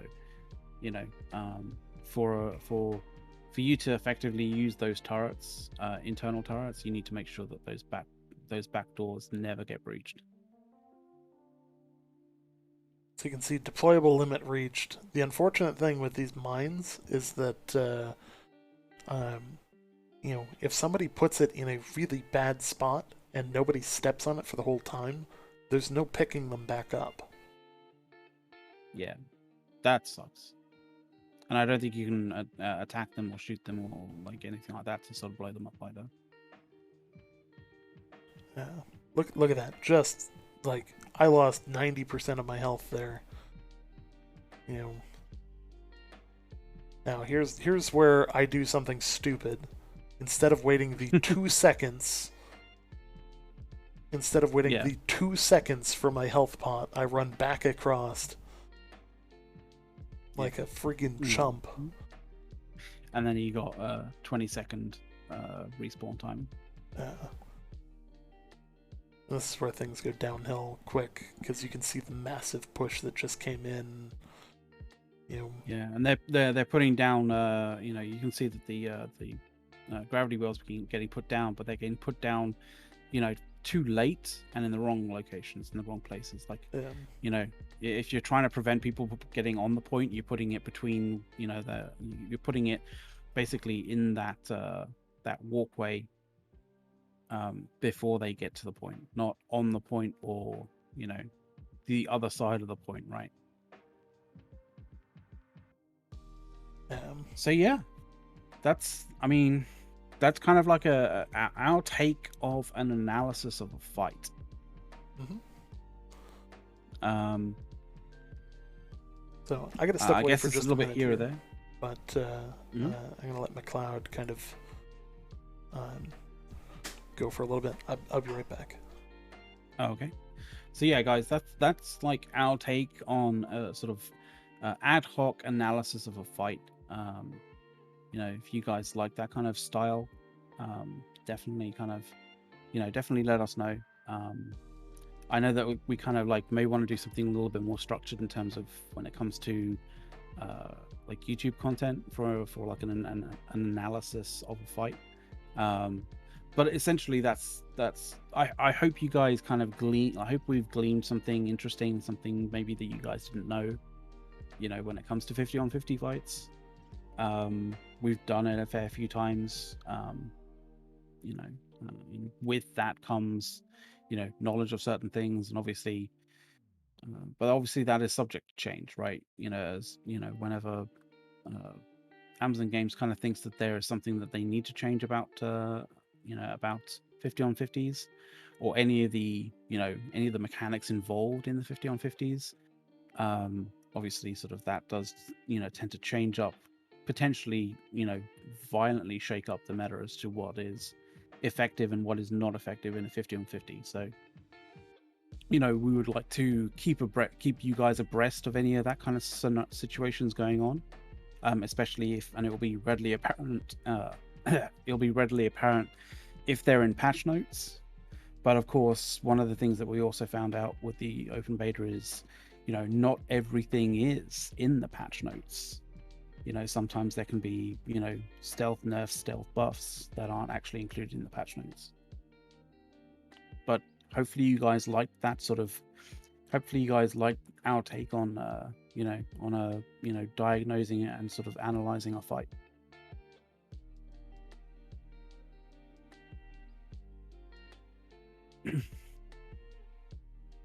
How you doing there, Ace?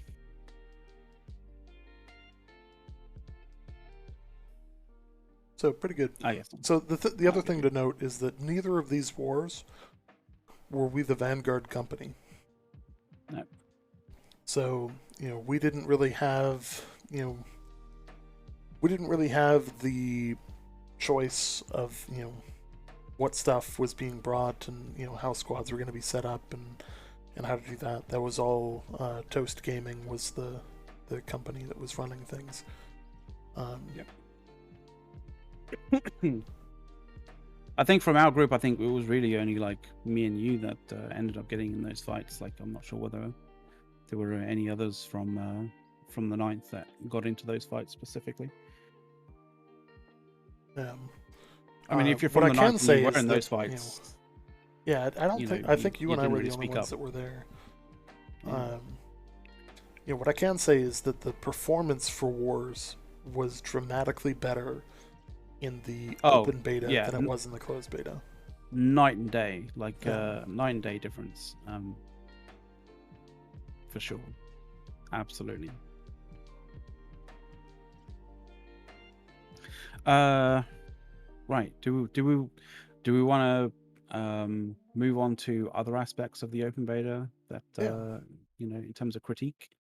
Yeah. I think.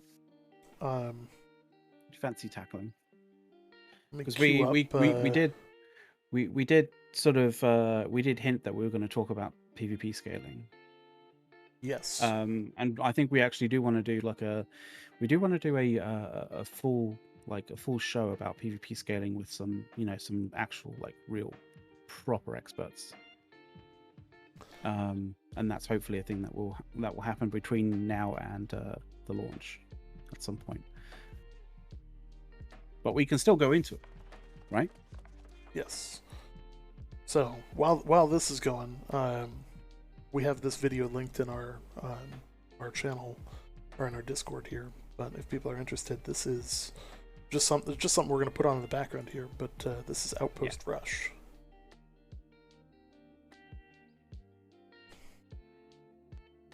So classic sort of background stuff while we talk, kind of thing. So PvP scaling, it is obviously a hot button and contentious topic out there. If anybody looked at the open beta forums before they were closed, after the I think it was a day after the open beta finished, you would have seen a lot of threads and a lot of conversation in a lot of those threads, regarding people's personal opinions on scaling as it is now, or as it was in the open beta, versus scaling in the closed beta, versus what was going on in the preview and all that jazz. So let's talk first about what PvP scaling what it is. So PvP scaling, as you level your character, you deal more damage. You have the capability of dealing substantially more damage as a level 60 than you do as a level 1. That's just by putting attribute points design. Putting attribute points or putting skills into weapons, etc. Now, in the closed beta, it was scaled that basically a mid-level player would be competitive against a full level 60. So, you would still be able to kill them even though they had substantially more health than you, and what would happen is you would deal more damage to them to counter potential points into Constitution as a low player, and then they would deal less damage to you as the high player to the low player. So this is there is a strong part of me that says that I'm very much of the opinion that a high level player should be feared. In a one-on-one, it should be fair. However, the player that prepares more for a fight should be able to have an advantage. That's just how things work. The perfect example here is, if you're gonna charge Mount Doom and go against Saruman, the full level 60, who's fully geared and has all of his attribute points in just the way that he wants it, you better come in with either some serious skill or a lot of help. You best be wearing your best mithril, right? Yeah. You know, and that's my opinion when it comes to this. Like, I think that it shouldn't be like, you know, a level 60 shouldn't have just a complete dominance. It should have an option for skill to be a factor, but it shouldn't be straight up equal. And I know that some people are like, well, but you know, that's not fair. You know, it should be a higher level player should be feared, and here's why. This is an MMO. This is the thing that people don't talk about, is that you are allowed to have friends. If you are fighting in a one-on-one, you are not fighting like you should. If you're fighting in a fair quotes fight, you've already done something wrong. You know, Yeah, like, like, I've heard that. bring help. Yeah, it's an MMO. It's not a single player game. You should be Yeah. making friends. You should be bringing friends to a fight. Like, if you've stumbled into a fight, you know, into a fight that you thought was fair, then you've done something wrong. You need to have made sure that that fight was as unfair to your advantage as possible. Exactly. So, now, if you see a guy who's level 60 rolling around in the low level area all by his lonesome, go get 5 dudes and CC stun him to hell and kill him. Like, you know, you can do that. You know, there's Yeah, it may nothing, take there some is nothing time. stopping you. It might take some time, yeah. And he might hurt a lot of you. He might kill all 5 of you.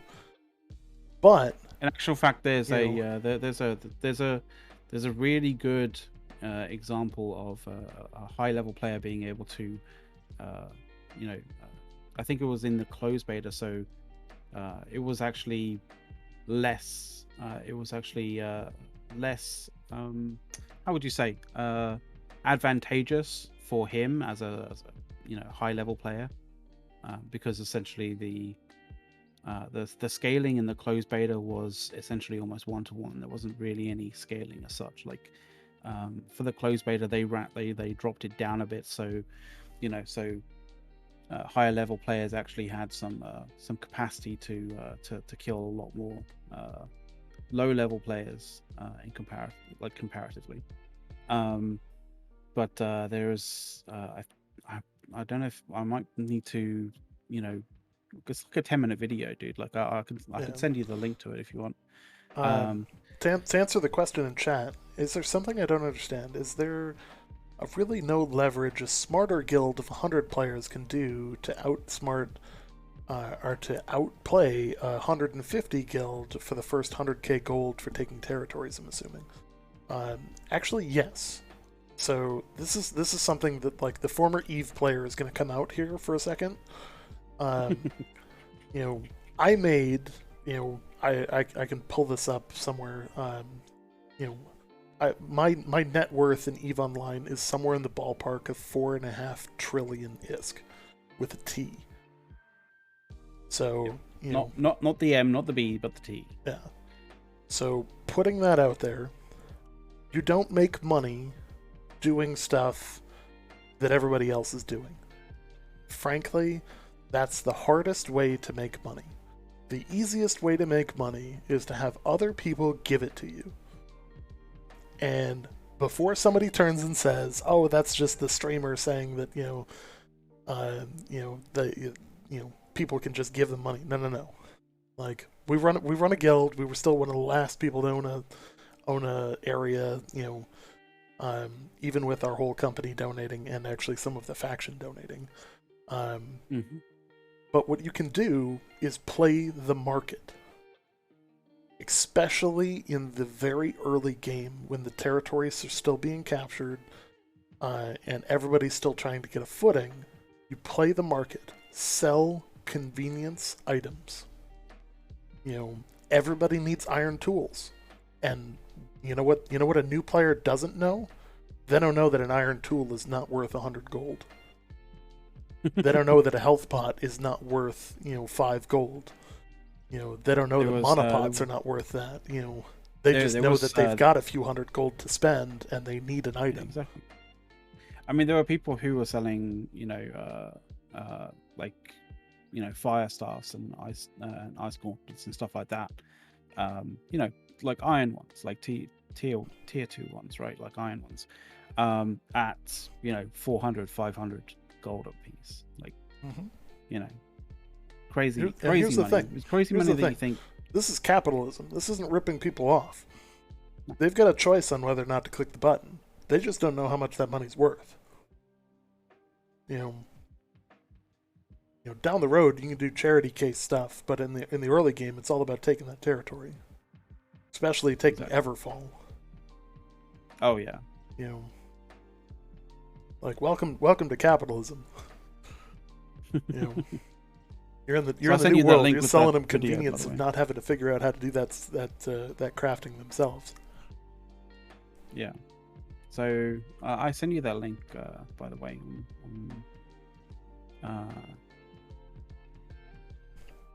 Yeah. And that's that was the hopefully you can grab that video and put it up. Mm-hmm. But essentially that's the video that we're going to show is essentially a one versus many scenario, and this was in the closed beta, not the open beta. And the difference between the closed beta and the open beta is PvP scaling was on a 1-to-1, between low levels and high levels. So essentially, the damage that high levels do is much reduced, and the damage that low level players do is significantly increased. So what you're going to see here is essentially a masterclass of how to shape a battlefield to your advantage using weapons that can do it, essentially.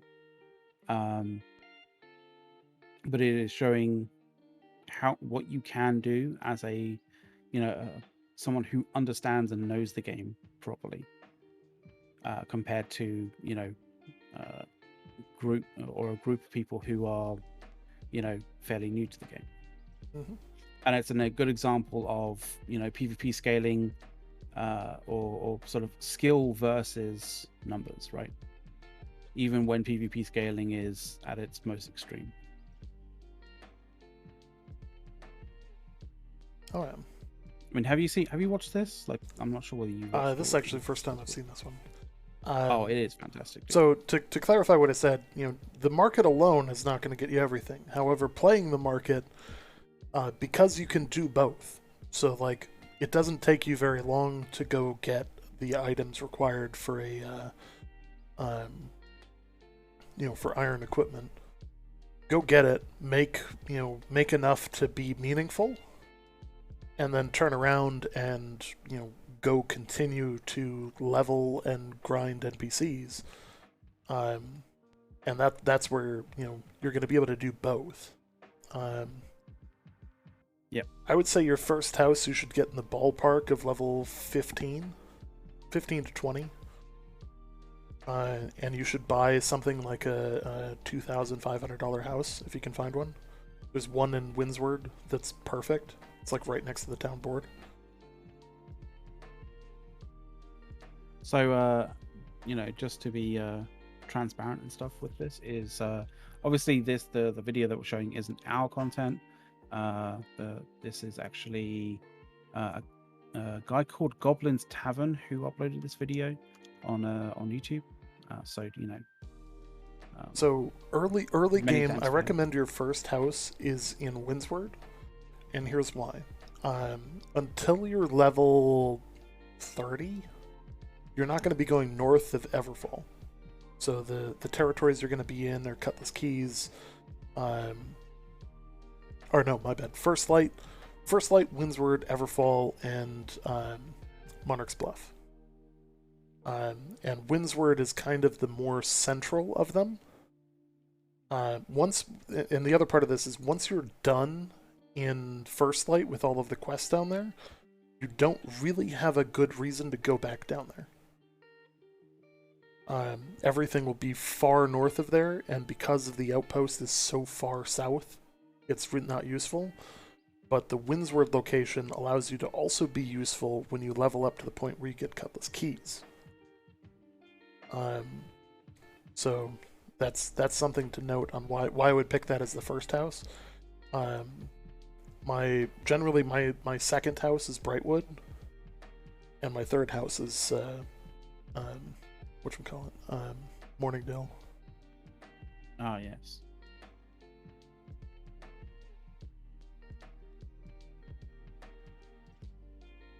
Yeah. The other nice thing about Windsward is it has water in town.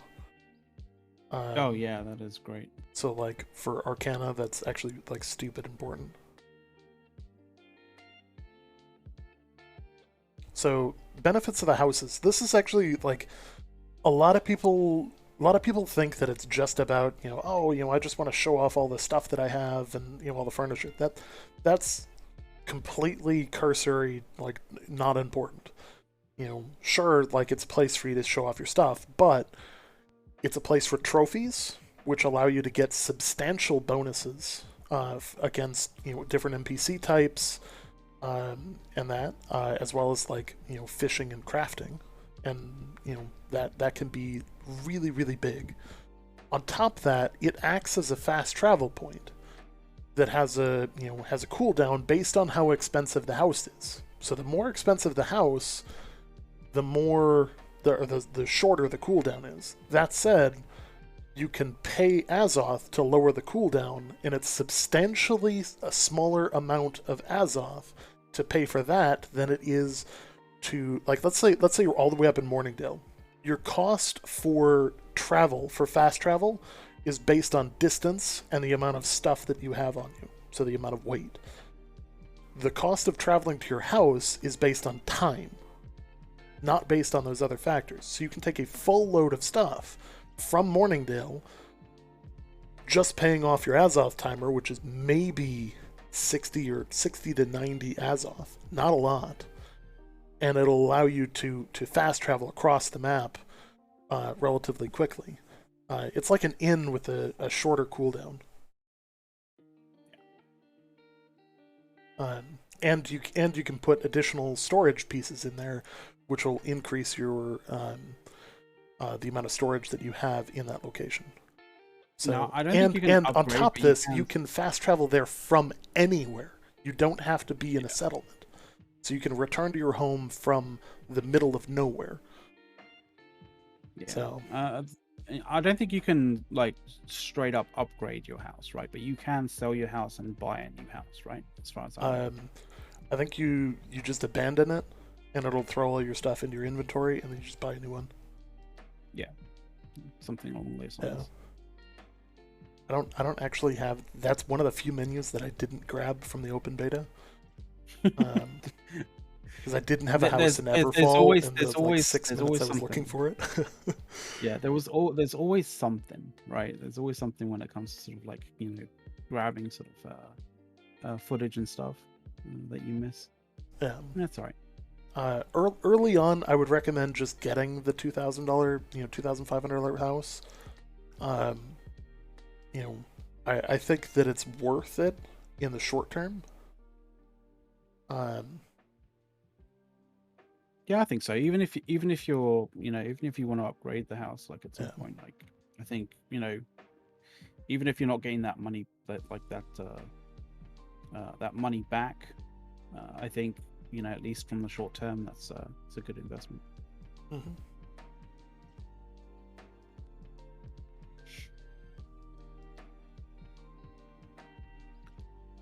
So, what do you think of this guy so far? Like, he's pretty fucking. He clearly knows what he's doing. He knows his shit. Like, he definitely knows what he's doing. So one of the things that I don't think gets covered that much when people talk about PvP scaling is most of the scaling is specifically just relating to, how much damage you can deal and how much health you have, kind of thing. I don't think there's. I don't think it scales also based on the was it the bonuses that you get, like for example the various attribute bonuses that you get, and that can be as well as some of the passives, a lot of the passives that you can get in when it comes to sort of your various different masteries for weapons. So when you think of it in that kind of term, um, you know, high level, high skill players like this guy, even though he is, um, running with PvP scaling at a 1-to-1 against low level players, he still has, several advantages inherent in the way that he's built his character, because he's getting, bonuses from various different attributes, like getting to various different attribute levels, as well as all the masteries and stuff like that that he has for his weapon. To answer a couple of questions here, housing is not scarce because you can unlimited numbers of people can own the same house. How it works is the individual who has the most points on their house is the house that's shown to everyone, but your house will always be shown to you. So whatever decorations and stuff you have on it will show, and but it's not a limited resource. You can get it as long as you have the money for it.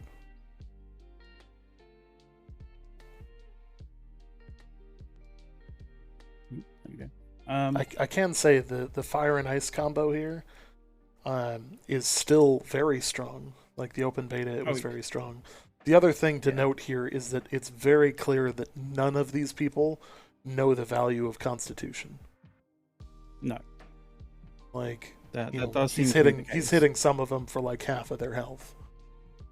Yeah. And that's also with the scaling dropping his damage down as well, comparatively to them. Which is crazy. In the open beta, it was more skewed towards high level players actually dealing more damage and having more health.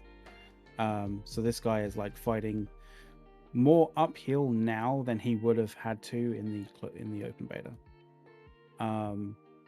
So when you say like, oh, PvP scaling is still too far towards the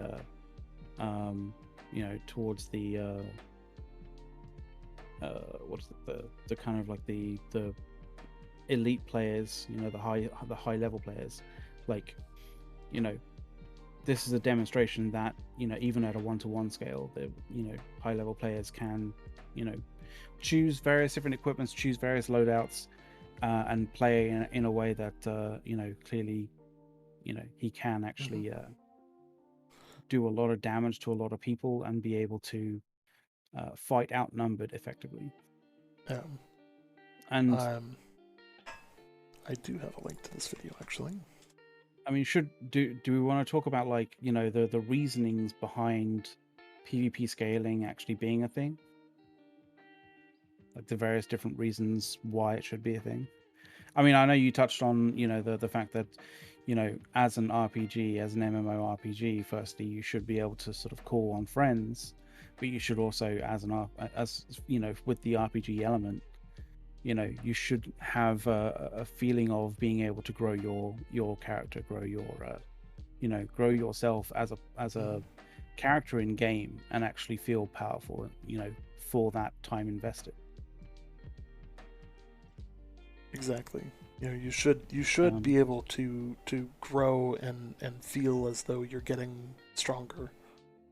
One of the things that like this showcases more than anything else is that skill matters so much more than scaling.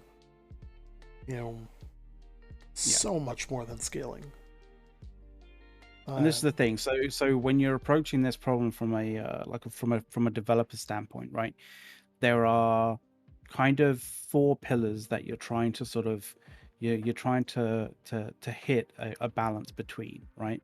You're trying to hit a sort of skills matter. The higher skill player should be able to affect the fight in a bigger way than a low skill player, right? Numbers should mean a thing, right? This is an MMO, this isn't a single player game, right? Being able to leverage your ability to negotiate and be a socially positive person and make friends should be in itself powerful. Then there is obviously your growth as a character itself, right? that should account for something. If you put in, an absolute ton and a half of time and effort into a character, it should account for something, right? Mm-hmm. And then I think did I count for 4? I don't remember. So it's skill, progression, numbers, and skill.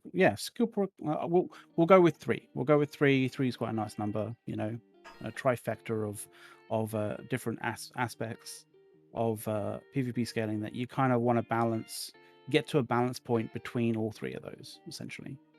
I'm sure there was a 4th one. It's just escaping. It's just kind of like it's escaping my thinking at this particular point in time. But 3 is quite nice anyway. And I think what we saw in the open beta is essentially Amazon Games kind of trying to test out and see whether they can find a better sort of middle ground for all of that.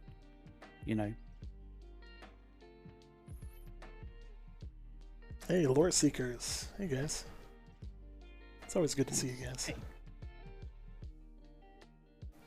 Yeah. Part of me thinks that, there is actually a pretty sizable advantage. The way that it was in the closed beta, there's a sizable advantage there for higher level players just in the weapon skill alone. So the unlocks and that within the weapon skill is actually pretty substantial. Yeah. I do want to take a quick moment here and thank the crazy amount of people that have followed and subbed and all of that. We do see that, and thank you guys. The thing is, the gear score on the equipment actually doesn't do a whole lot for the way that it was in the closed beta. It doesn't really do anything for you because everything scales based on your opponent. So this is level 56 going against level 20s, and they're competitive. He's just substantially better than they are, and he's an expert at using the ground here to his advantage. Yeah, it's using the ground to his advantage, but it's also shaping the battlefield, using those ice storms and using those escapes my mind. What is the other ice thing that he generally tends to use? It's the other wall than the one. tomb, the wall, yeah, that one. So he uses that to just create a barrier that people can't follow him. He's basically just consistently managing the engagement well. Sure, he's going against 9 people, but he's really only fighting 1 or 2 at a time. Because he's managing that, that sort of what people would consider to be the battle space, right? He's also burning health pots like crazy. Oh, health pots for and sure. He's burning health pots. Health pots, mana regen for sure. Yeah. See, right now there he goes. I think this is kind of where. That's where it ended. But we'll actually watch through this again because this is a really good example of what most people fail to do early on in the game is learn how to dodge and learn how to block. Those 2 things are so important. Here, I'll link it again. I've linked it a couple of times. We'll also put it in the Discord in community resources. Because this is the showcase of great PvP, being this good. There's 4 guys down there. He should be being beat. The problem is that these guys are easily split up, and they think they're going to catch him by 2 guys sitting down on the point. 2 guys sitting down on the point doesn't do them very well. He uses that slow just expertly, deals the added damage from the ice storm, and then just expertly places the AoE. Like,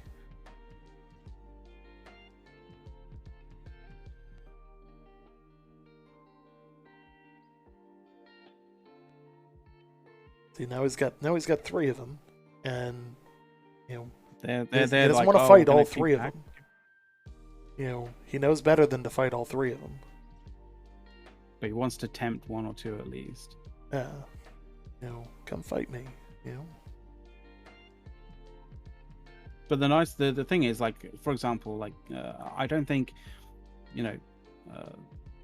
sort of the capacity of being able to do this would be possible in any build, right? Like, he's clearly, been intelligent enough to choose his build and his playstyle, like, specifically in order to be able to kind of do this.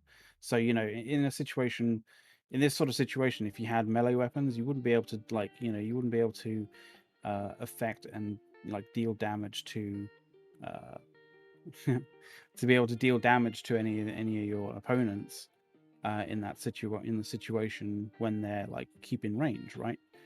But you need to be able to taunt them, somewhat effectively, right? Yeah. Sorry, I'm trying to do some math here. I feel like we can just keep going with this stream. Like, I'm digging the Q&A and like the engagement we're getting here. So, yeah, it's good, dude.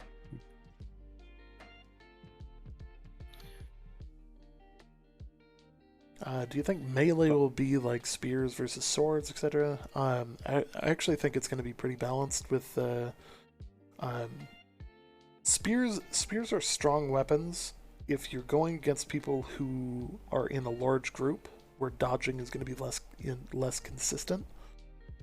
And they're not going to be able to focus on the number of people. They're not great in one-on-ones because you can dodge, I think, every one of their abilities. Like, you can just iframe your way out.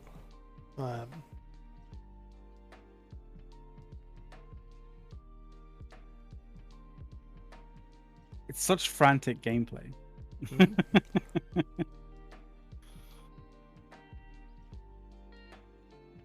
What's funny is, like, they think they get the upper hand, and then he does stuff to them that, like, changes the fight completely. So, like, now they're split up. He's gonna get this kill, and then this guy, trickles in. He's not fighting three, he's fighting one at a time here. That's the key. In the, like, by the time this guy gets into the fight, he's already too late, and the other two have died.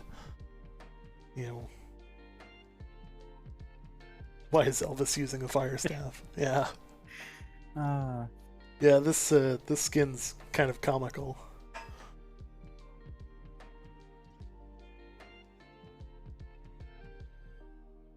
But that's the thing, like, when it comes to, you can kind of say like, oh yeah, but these guys, low level players are bad. But like, that's, you kind of expect that from low level players, right? And that's part of the aspect that does balance against against high level players, right?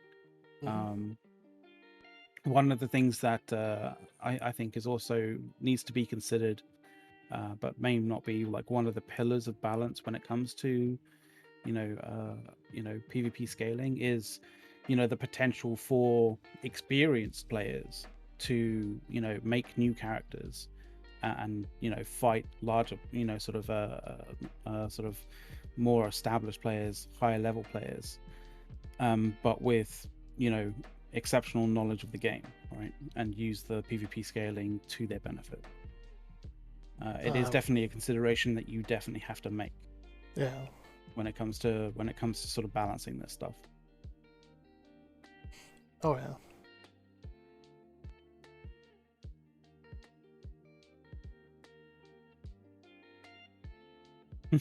Where did he get the hat? The hat was a gift from Amazon Game Studio. Yeah. So, it was a gift back during the preview event last year. a thank you for um, helping build the community and a being a content creator. Functionally speaking, we've been a content creator for a year and 9 months. The year and for 9 months. New Not World. quite 2 years, but we'll get them. Yeah. So like we've been around the block. For those that don't know, you might recognize my name from Reddit, where I'm one of the moderators on r-new world game. So you might recognize the name from there as well. So we've been building that community for the last year and a half as well. So yeah. And actually, just prior to the closed beta, we managed to merge the two major subreddits and kind of brought the community together in one place. So like it's been a really interesting experience, and of course, getting to know like several of the devs, getting to know Greg. For those that don't know, Greg is one of the dudes who's he's in charge of creator relations for Amazon. So he doesn't just do New World; he also does Lost Ark. So there's a number of their team work on both games. And Lost Ark is the sort of Korean sort of MMO that Amazon are sort of helping to sort of localize and sort of stylize a bit more for the Western market. So he's a great person to know. We're hoping to get him on the show soon, where we're going to talk about the creator program and what it means for people and and all that.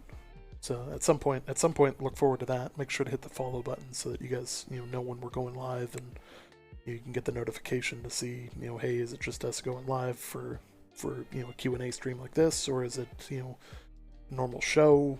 Because we do run like a normal talk show as well. And then we'll put in there if it's a developer interview, and I'm sure Amazon will probably retweet and all that for anything that they're sending people for.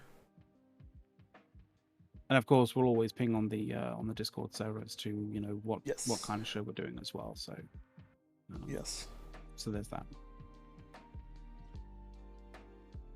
And I just reminded me, because we haven't actually said this at all at the moment yet.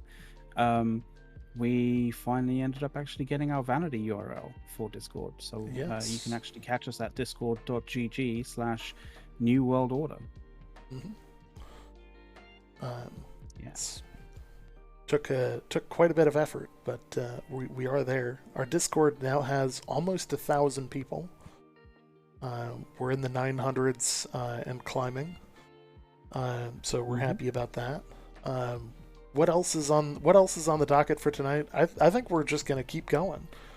I mean, we can still talk about like some of the other sort of some of the other stuff that we experienced in the open beta. Like we've talked about some of the wars, we've talked about some of the PvP scaling, like but there are other aspects of New World. Skins purchased in the closed beta will not roll over; they're all wiped. No. Functionally speaking, the reason that they did that, the reason that they allowed people to do that, is they wanted to test that their ability to give out coin was working, but also their ability to give out or to ensure the skin system was working at a mass level, and that the redeeming system was working at a mass level. I don't think we're gonna see things like the rainbow lions and rainbow rabbits coming back. Oh, thank God! Like being totally realistic, they don't fit the world, and they looked like something that was a placeholder. So we could talk about like we could talk about this, but like really what I'm saying is like I have specific viewpoints on this. As a what I'd like to see after the either as a um,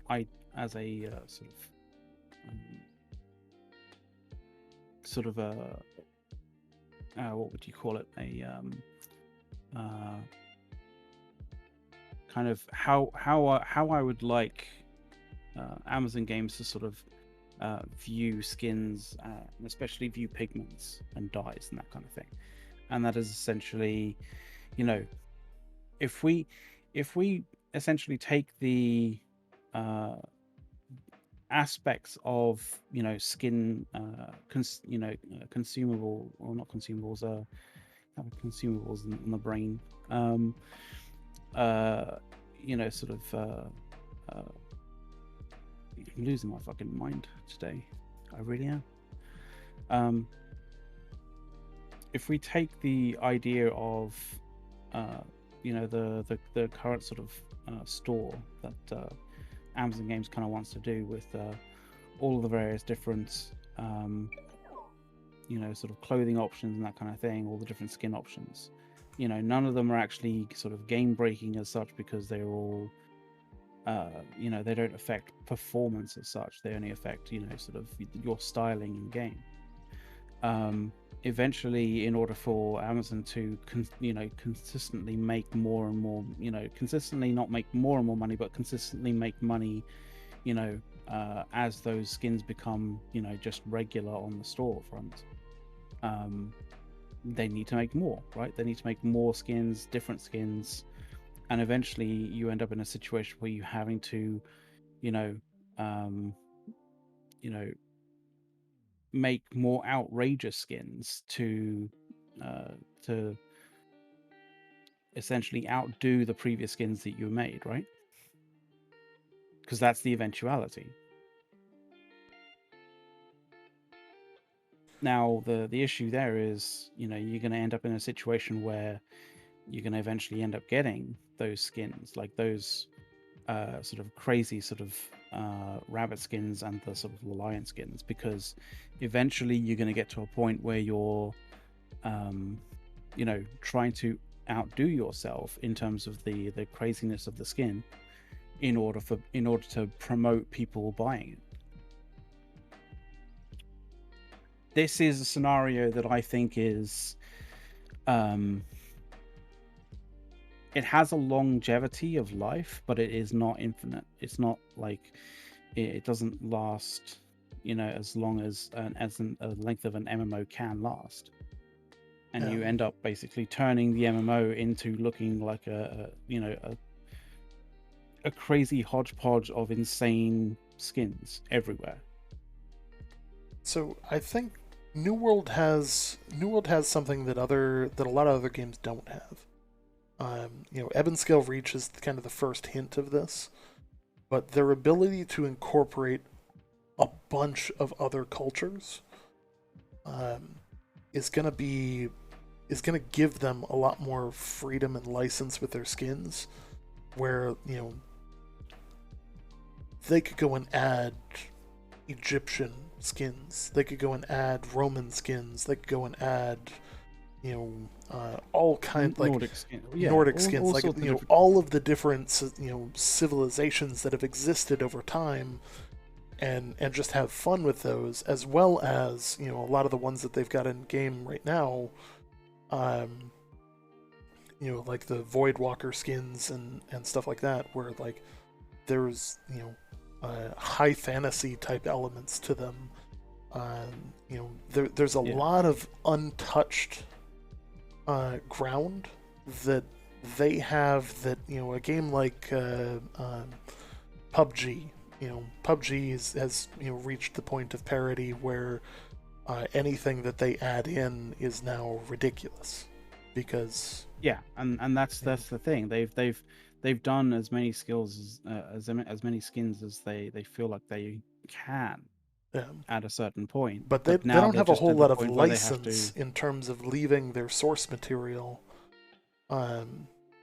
comparatively to New World. They're like, PUBG has a very limited source material of you're trapped on an island in Russia, or I suppose it's a few maps at this point, but you have a whole bunch. There's a limited scope that they're within. Um, It's I don't think limited New in World is going to hit comparison that to very quickly. yeah.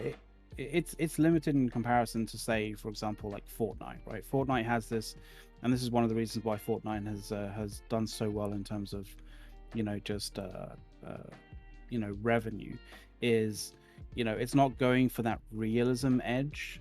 Like the stylization of say something like Fortnite is, cartoonish, so you can leverage all sorts of different kind of stylizations, and it doesn't look too out of place, right? And that's the beauty of something like Fortnite with regards to skin purchases, right? You have such a wide gamut of available kind of places to go, when it comes to skins. But on the long enough timeline, you're gonna end up in the situation where you have run out, and you're making the most insane of skins.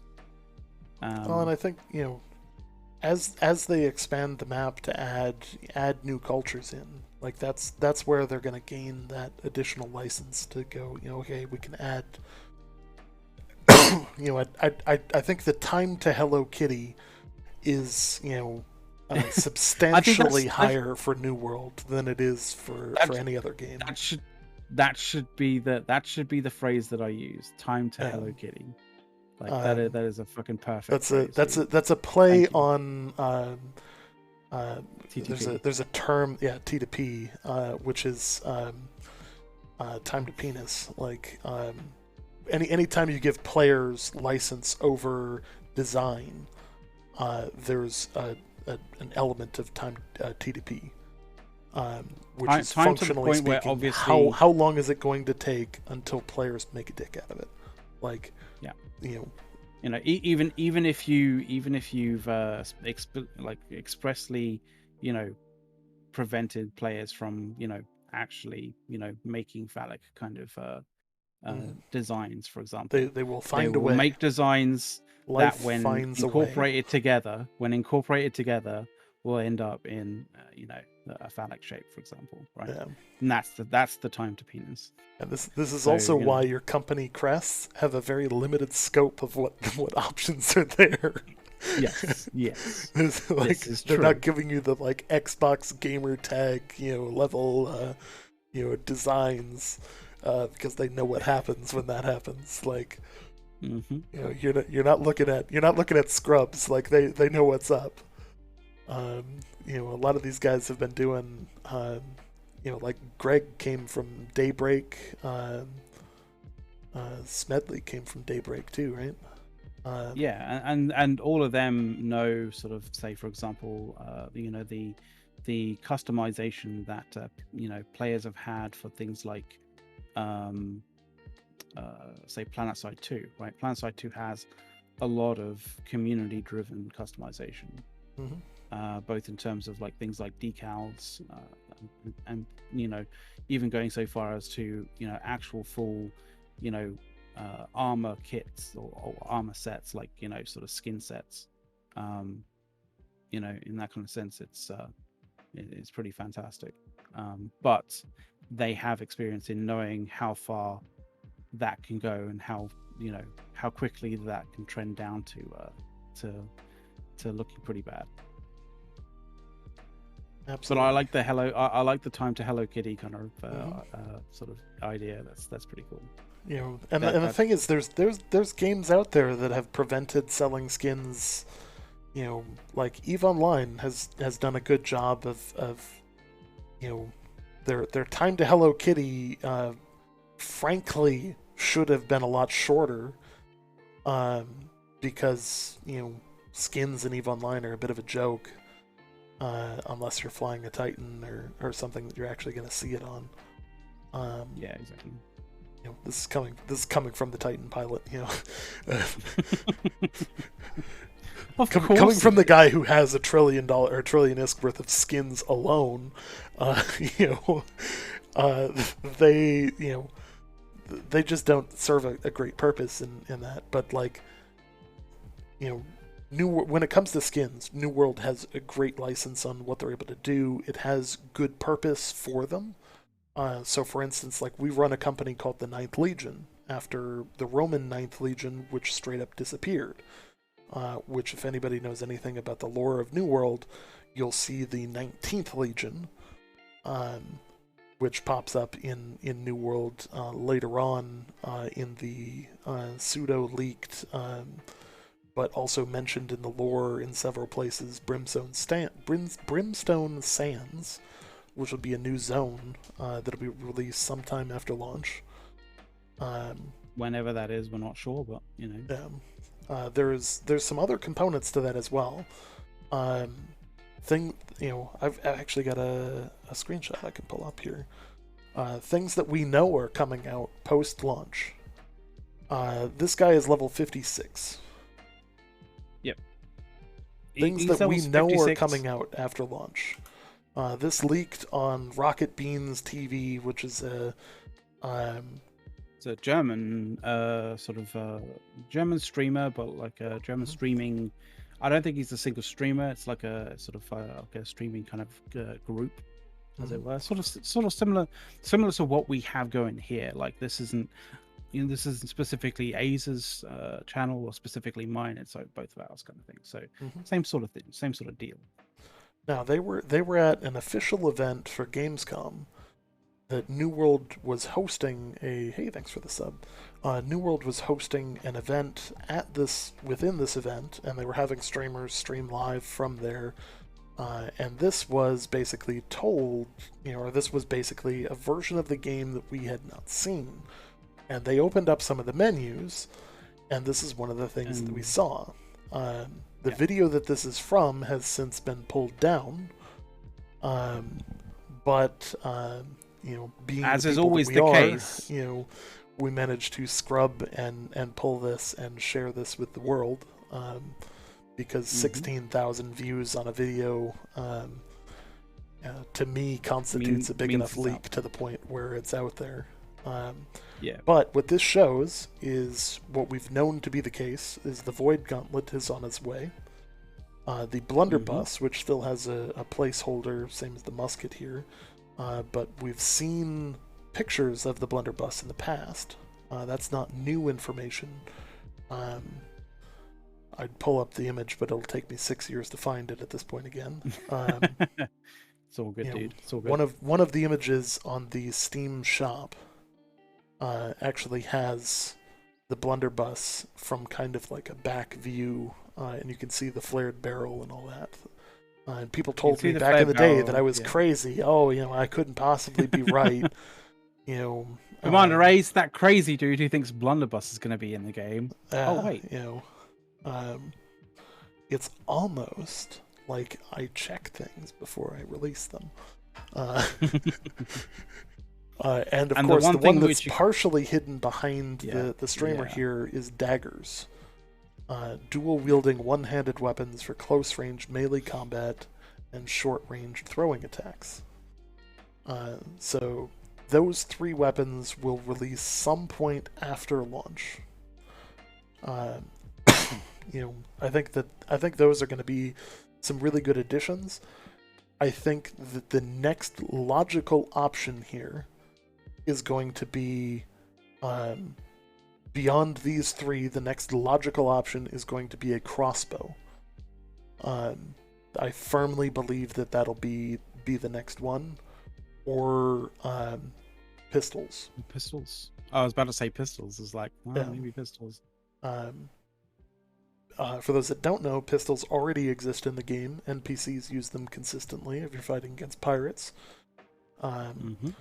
And crossbows also make sense because it would be a ranged strength-based weapon. And it's also in the game as well, because there are certain higher level lost NPCs that use a crossbow. So you know. There's a few things. Pistol and dagger would be good. I personally think there should be more combos with the shield. I think that adding In I terms mostly of think two-handed hatch. weapons, I think that something Yeah. like a naginata, which is a blade at the end of a, it's more of a sweeping weapon than the spear is. Spears are more of a pokey weapon. It's a little bit more. It's a sort of a Japanese sort of version of what would be considered maybe a pole arm. Pole arm, yeah, something like that, right? So it's like a instead of there basically being an axe kind of head at the end of it with a bit of a spike, it's actually just like a blade, like essentially like a great sword would be another pretty solid choice. Relatively easy to add considering they've already got oversized swords for a lot of the NPCs. For instance, the what is it? The champions and the what are they? They're the big ones, the brutes, the heavies.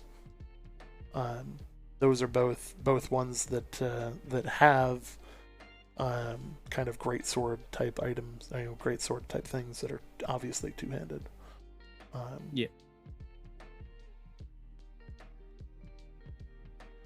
Now, some of the other interesting things that they've added in that give them a lot of options.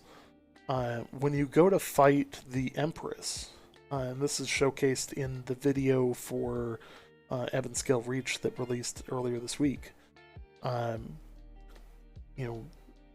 They have the Empress actually spawns this like pink dragon, and it's very clearly magic based. It's not something the players can do, but it opens up the license for them to add those crazy type abilities to players. If they actually really wanted them. Let me see if I can find that video. Yeah, that was pretty cool. The effect of it is like really fantastic. It's super pretty. Also, like I imagine in that particular situation, it is probably quite the scenario that you don't want to be in, for example. Oh yeah.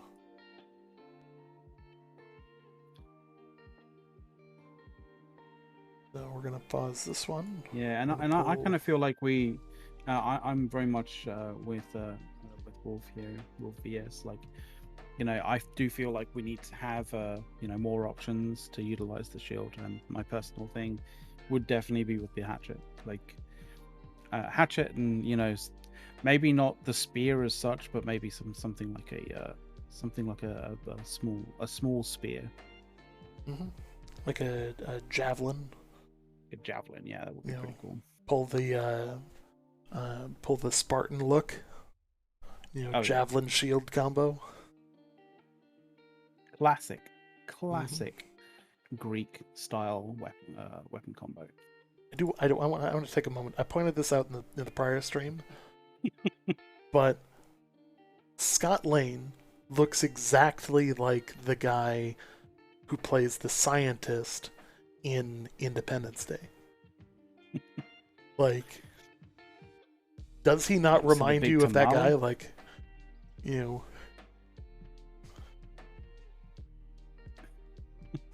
super nice guy. Hell no, we know tons about them. Just imagine him saying that.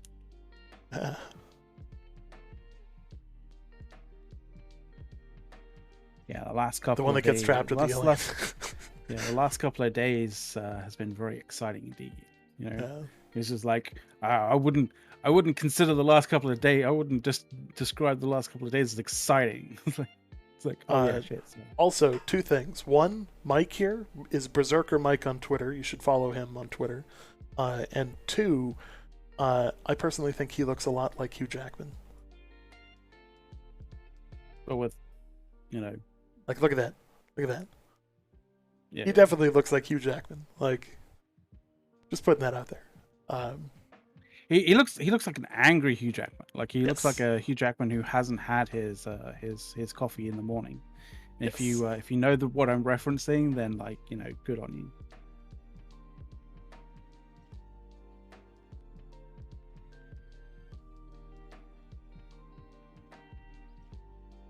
Yeah, there's a lot of really cool stuff that they've done in some of these videos, and you know, their art team, I feel like they don't get enough. I feel like they don't get enough credit, because they generally are more. They're generally pretty quiet. Like, um, Yeah. but they're phenomenal at their jobs. You know,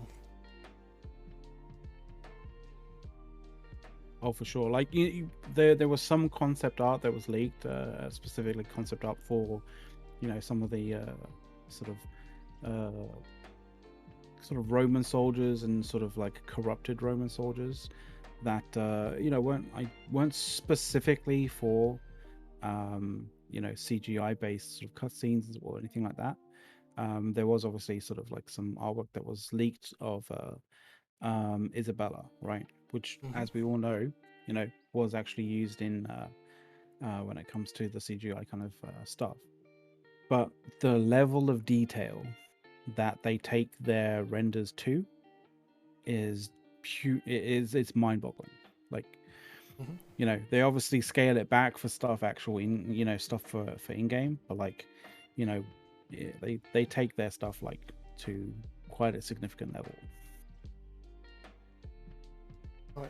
And thank you guys for the follows and subs and everything. Like, legit, it we do see those, and we should be Yep. better at calling them out. But again, thank you guys.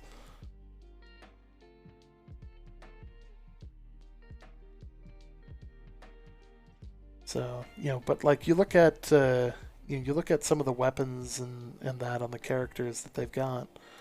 Obvious boss battle area. Mm-hmm. Obvious boss battle. Whenever you see kind of like what looks to be almost like an arena style kind of location, or especially an arena style location that has like a twisty, windy kind of like a route to it, like you can be fairly certain that that's going to be sort of like an open world boss style kind of area. Like, it's kind of starting to get part of the course really at this point. It also helps that I've been up there a number of times. It does also help that, like in that regard too.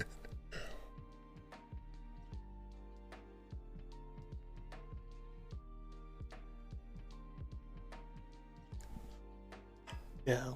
Like all of this is stuff that they've generated. Like, their concept art and all of that is just on point. This is what I was talking about right here. Like, this right here gives them a lot of license for whatever they want to do. Take a look at this ability when it goes off, because it's going to happen in one of the next scenes here. Of course, I get the first part of it, and it's actually the next part. No, it's fine. It's fine. It's gonna get there. It's all good. But I do kind of feel like there should be some cutscenes in some way, shape, or form. The actual, like inside of the actual, inside of the actual questing, especially the mainline. Here we go. Kind of Here it stuff, is. Like, Yeah. Check this out. That.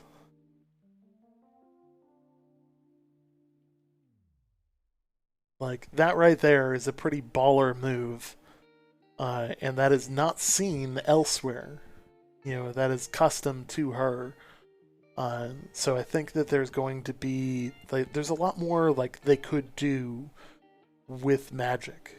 They could do something like an earth staff or an earth gauntlet that is an AOE or like a defensive barrier type weapon. like my personal feeling of like an earth staff would be something that like you could potentially super speed like growth of plants to basically like slow people down, like literally root people. Like you hear of the term rooting in terms of slowing a character, like literally rooting somebody using roots with an earth staff, for example, would be fantastic. Would be like a really cool feature of that particular type of magic, for example. I want to take a moment and talk about Destiny. Destiny was originally not the game that people play today. It was initially supposed to be substantially deeper and substantial. Like, the plot line was so much better. But unfortunately, it didn't test well, and they changed it. And There have been parts of the original plot that leaked, and like it would have been so much better of a game. Sorry, I saw it in the comments and I was like, I had to address that. Still a great game, but could have been so much better. I mean, Crown seems to think that the plot is great, but I haven't played it in like 2 years, so I'm still upset about the changes to the original game. Like they like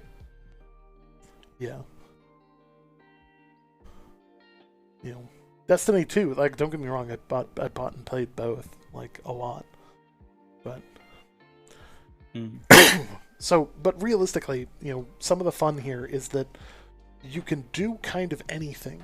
Azoth gives you this license and capacity to do whatever they want to do. You've got a clearly Oriental-based society here. You could mimic things after the Egyptians, for instance, is a perfect example, because you could do things like the Egyptian gods as enemies.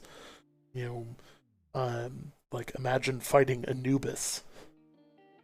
I mean, not gonna lie, reincarnated from the ancient society. Anubis legit comes back. Like that would be crazy. I mean, not gonna lie, there's some aspects of, if you've seen the original Stargate film, right? There's some aspects of like, if they're gonna bring an Egyptian sort of like themed sort of area or themed kind of like society in there, like obviously they can't be, sort of like high technology in the sort of same way that like Ra and stuff like that like was in Stargate and that kind of thing, but like the dog head kind of like sort of menacing style of that headdress in the original Stargate film would be so fucking cool to see. Oh yeah, that'd be a baller helmet. Like, oh yeah, I would totally wear that. I would. I mean, and there's there's mythological components here. You can go with the Vikings and go crazy with that. Like, there's so many choices there. You can go with within Chinese lore and Japanese lore and all of that. There's so much there. Like, you could go and add all of these different things in. Corrupted King Arthur, for sure. Like, there's so many options around the world and so many different cultures. They could go and add the Aztecs. They could go and how do you fight? Just Ace, how do you fight a corrupted King Arthur with an Excalibur? Like, what the fuck do you bring? Like, what do you bring? Like, I don't think you can bring anything. Like, like, it's meant to be the ultimate weapon. It's meant to be the undefeatable weapon. Like, Yeah. Like, and the nice thing is that they've given themselves license. There was an article long ago where they talk about Eternum being this time-bending epic tale, place, epic tale, where like it doesn't have to all have happened. Like there's components where they could add stuff out of the modern era, but like going back, they could add, and there's plausible reasons for this. The video that I've got paused here, gives plausible reasons for adding other societies, and building the pool of enemies, and there's a legitimate reason to be there. It's they even talk about it being the potential fountain of youth. El Dorado, Atlantis. Like, they say those words in this video. Yeah. And that in itself, those kind of things are a draw to pull people there from around the world. And now you have this license, for skins, but also for lore, to add so many more things to the island. You could add so many more cultures. You could add, literally the Aztec city of gold. There's so and the many thing is, options. and the thing is, like the nice thing about this is like the sort of like it's set in a situation where this island of Eternum, like it is kind of in some way, shape, or form sectioned off from the rest of the world in some way, in whatever kind of way. So it's this encapsulated bubble where you can inject all of these mythological kind of aspects and all of these various different types of cultures and play about with them without without really like triggering too many like ultra nerds who are like, oh no, that's not how the King Arthur kind of mythology goes, kind of thing. Like, well, that's because our kind of setting for this is segregated off outside of the rest of the world, which is a really cool way of doing it because it gives you a good and understandable license to be able to play with it in sort of like a very interesting ways. Exactly. And that toes into what's next. And we've been kind of like toying with this idea. Like literally, I'm looking at the show notes, and like part of what we wanted to discuss, is what's next. What's after launch. We've talked a bit about the weapons. And with adding each of these different cultures, they could add these different weapons as well. So they added the Asian culture. You know, the Chinese culture, I think, specifically. Yeah. Adding that in allows for them to utilize that weapon set. Hey, thanks for the sub. Nice. And thanks for the follows, guys. We are watching those as well, so thank you. Yeah. Those are the kind of things that they could add into the game and have the license to do. And really change things up. Imagine if you were going against an entire company whose whole thing, like us, is the Ninth Legion. Imagine if we all got Roman Legionnaire outfits, and defended our fort, as full on Roman Legionnaires. Like that would be baller. With gladiuses and tower shields, specific to Roman. Like that would be so cool. And it would be the same for Ebonscale Reach here. Being able to dress up, in the I don't know what to call their kimono type style, samurai type style armor. Shogun-esque kind of thing. Yeah, right? Shogun-esque. No, maybe not Shogun-esque. Yeah, I think Shogun is Japan, but like the Emperor's Guard style outfits, like that would be so cool. Thanks for coming, guys. Holy Moses! Oh damn! 10 Trusty, gifted T1 subs. Thank you. Good lord. Very generous. Big drop. Thank you.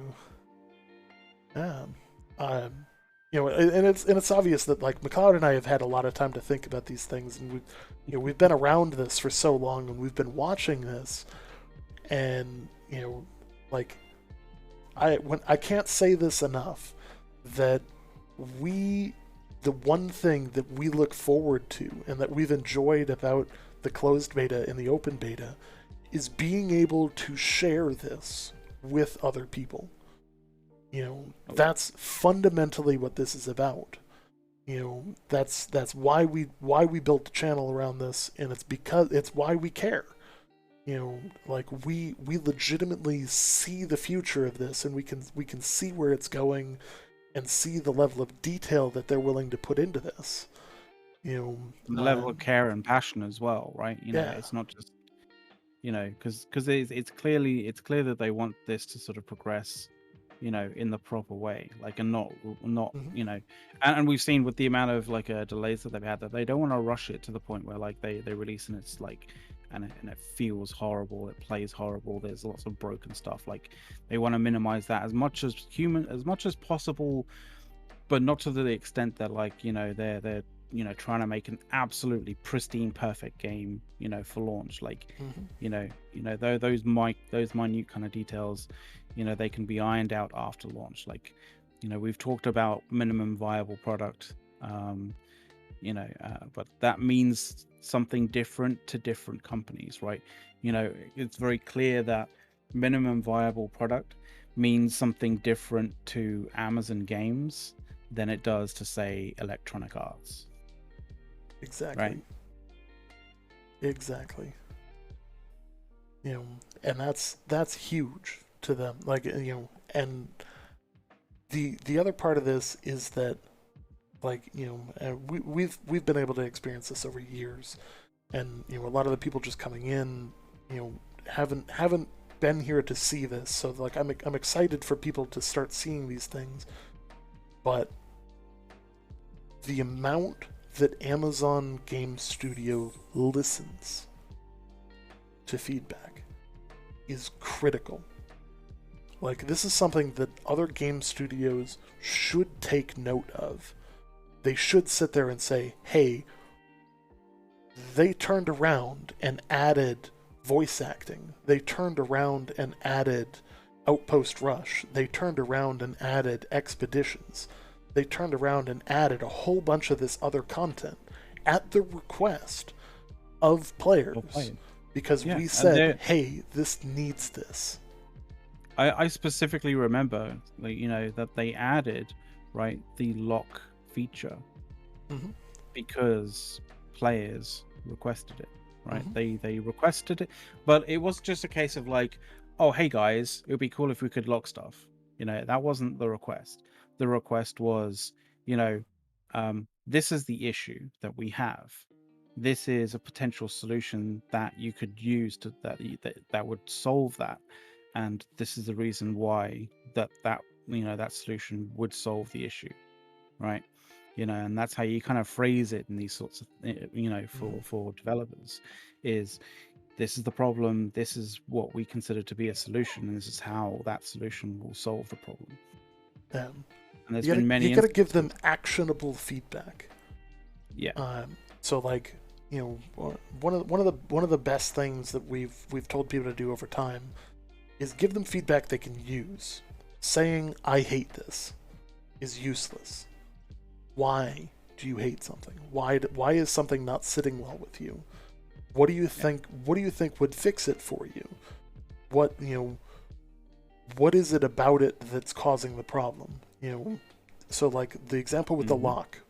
Prior, let's say you were rapidly going through and you're building, right? You're building, salvaging stuff, and you double clicked on something by accident.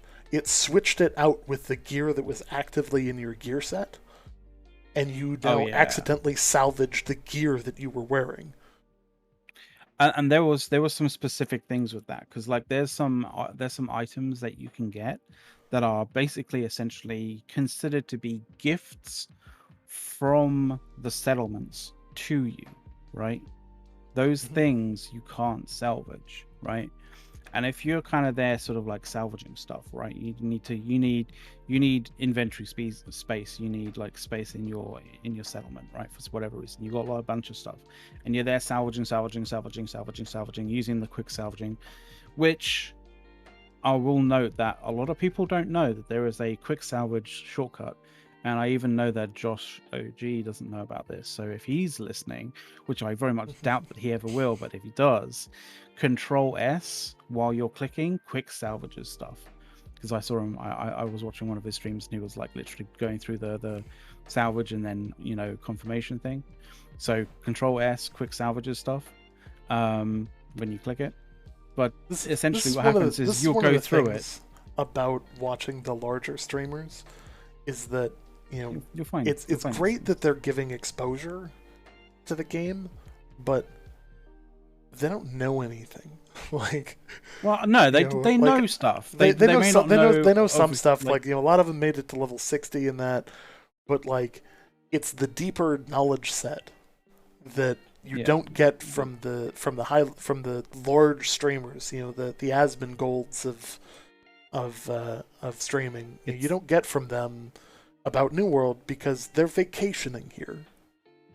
I And mean, I'm not Josh is trying to diss them a either. little Like, different. Like they have done a Josh phenomenal is a job little building different. their stuff, but Yeah. there's a difference in between, like, the knowledge set that we can give you after 3,000 hours of playing the game, and the Mm. knowledge set that they can give you is completely different. Like, they're going to be able to give you a good intro level to the game, but we're going to be able to tell you the little things like being able to hot seat turrets and the siege equipment reloads on its own. Yeah.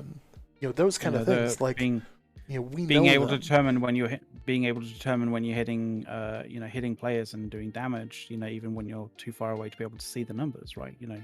Where to see that, like, and know when that's happening, right? These streamers, for as they progress, as they play the game for longer and that kind of thing, they will eventually learn these and they'll eventually pass them on, right? But, like, we're already here, we already have 3,000 hours. Mhm. We have knowledge that we want to pass on to you guys, and that's one of the main reasons why we do this, right? Mhm. But back to my point, right?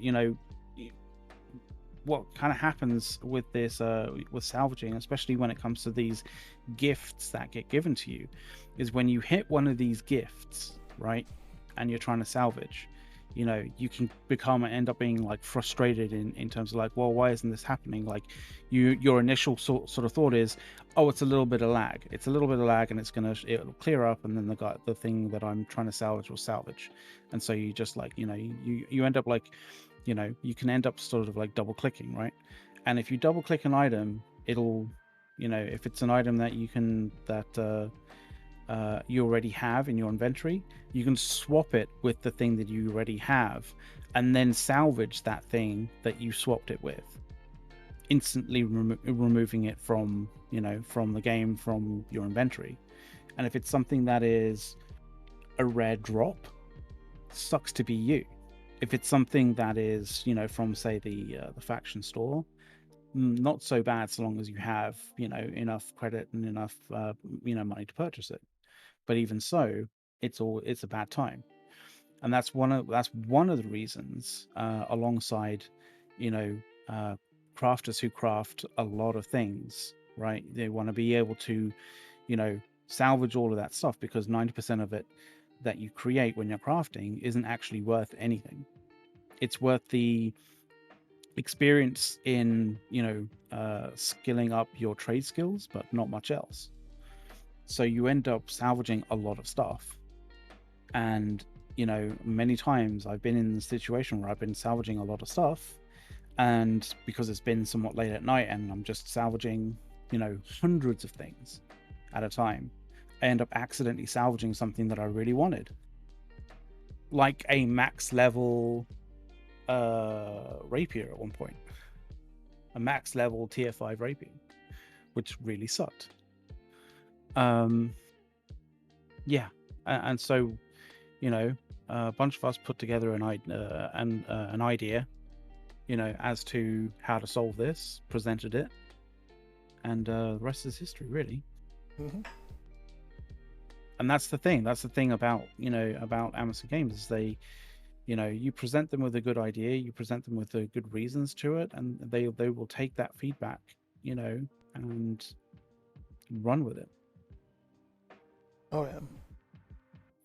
And that's the thing. Like, a lot of people, like, they fear the cash shop and stuff like that, which, like, after getting burned on a number of games, like, I can understand that.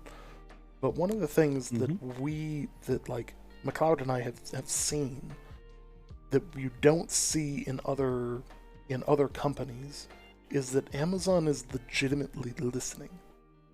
Like, EVE Online is a perfect example of this. They've stopped listening to their player base altogether. Like, they have no idea what the player base wants. and like their announcements seem almost tone deaf to the situation in the game. And it's like, what the hell is going on? Like, but like you turn around and look at Amazon, and there are numerous examples where, like, if you look at the preview event last year and compare it to the betas now, you can see that they've added a lot of things that people have asked for. The company ledger, it would not surprise me if we saw that soon because the feedback has been there. Yeah. People would like to, like, company, company leaders and consoles it would be great to be able to determine who's been, putting in and helping, the company as a whole, right? Mm-hmm. Company ledgers would be a great way of being able to do that. We have a degree of ledgers with with the income from settlements, for example, but like I think that kind of needs a little bit more iteration as well. There are a few kind of company-based sort of things that need to be addressed and changed and that kind of thing. One of them is like my personal kind of my personal pet peeve is the message of the day is still not fixed. I had a look at that to see whether that's the letter thing. O like, on the message of the day for companies needs to be fixed. Yeah, that basically when you start typing, you hit O, like that pulls you out of the message of the day, right? Essentially, like, as soon as you hit it, like you should be able to, when you start editing the message of the day, to for all of the shortcuts to be temporarily sort of on hold until you finish whatever you're writing. Yeah. And I mean, those are little things. One of the people in chat here, wondering when they're going to post the next delay. So here's the thing: they fixed the difficult one. So the really difficult one was the game crashing all the time in Wars, like hard crashing, massive server problem. Like, their server stability is infinitely better than it was even in the closed beta. With really substantially higher player counts. Because they increased the player counts for the open beta. I mean, you can say by looking at the SteamDB kind of charts that, like, we didn't hit the peak that there was in the closed beta, right? But the thing is, we didn't hit the sort of 200,000 mark, but we hit, was it 170? 174 something, 170 something. So that isn't like, you can't kind of turn around and go, well, there were no like full, there were no queued servers and that kind of thing.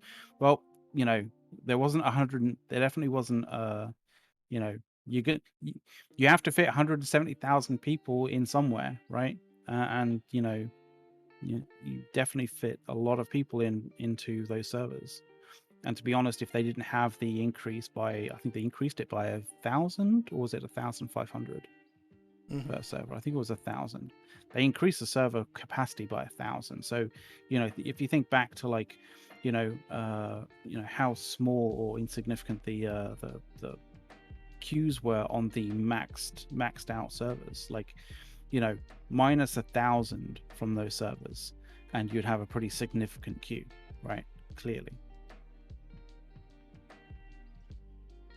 And that's the thing. And they plan to increase it again for the launch.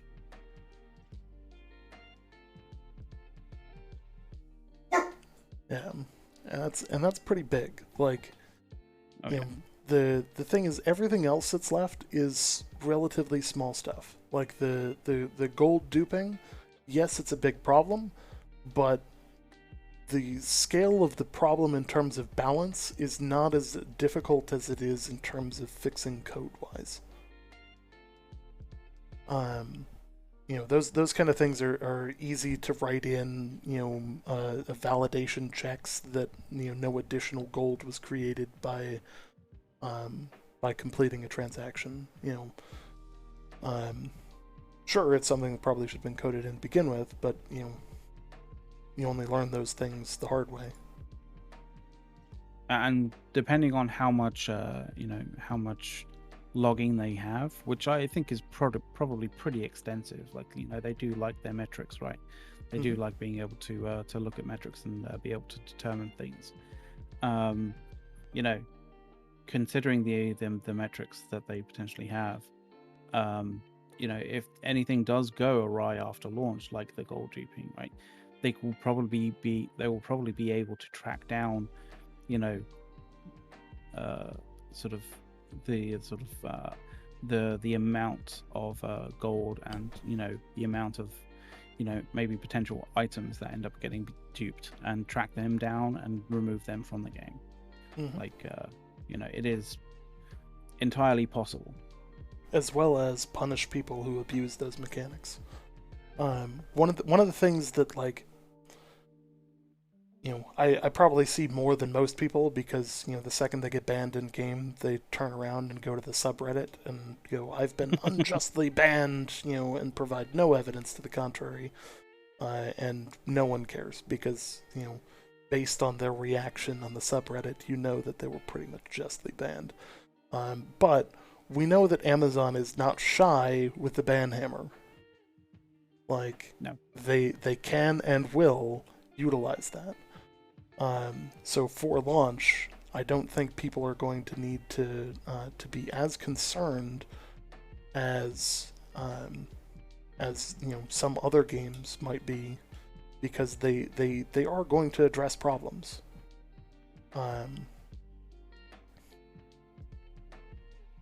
is there a community social integrations? There are integrations with Twitch, yes. Actually, so here's another thing that I actually want to hit on. I'm gonna pull up the channel. Mm-hmm. I'm gonna pause this in the background. So, this is our channel. So, we're streaming ourselves, streaming ourselves, streaming ourselves. Oh no, You know, this is gonna get we've bad. hit Inception at this point. But under the stream here, and it's gonna start circling it on like all of them. That's funny. You see all of these different tags. If we were playing the game, you can actually link your Steam account, and I'm going to Those I'm tags gonna, I'm will gonna change dynamically. pause this. uh, those tags will change dynamically. So it'll say, roughly what level you are, what zone you're in, if you're in an expedition, if you're flagged for PvP, if you're, so that players can find the content that they're looking for. And this is actually one of the reasons why I think that, their connection with Twitch, being that Amazon owns Twitch as well, their connection there is actually going to provide meaningful benefit. Like, you could tie things, like, for instance, completion of a difficult dungeon to a gear drop for people who watched it, because that connection is there, and if you tie, as a drop for the channel, it could tie, hey, they completed the dungeon. It knows, because it's connected, the two servers are actually talking to each other consistently. It would know, and then it would drop, a skin or an item for the group that are watching that streamer participate in that content. So there would be a draw to have people play, or have people watch, and, cheer on their favorite streamers for achieving this content. It really is, it just really is cool stuff that they've been able to do, and the level of integration there, like, was super cool to see. Battle for New World was literally a test for those. Like, they needed to test it in mass, and that was one of the ways to do it. They needed to test it in mass. Like, they had a point tally kind of system which allowed them to track certain things, like the completion of certain things by certain people, right? So the completion of certain expeditions, the completion of faction quests, the killing of players, this, that, and the other, right? You saw a whole litany, a whole list of various different things that were like almost auto completed, when they did it to increase their score. And think about it, if you have that data going, being created, right? You can, and reference to that specific person, whether he's a streamer or not.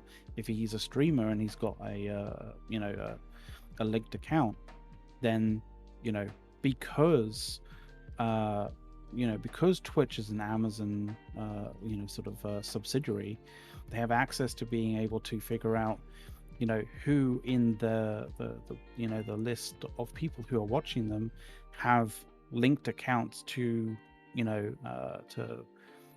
accounts in New World, and they can credit that account with with those skins.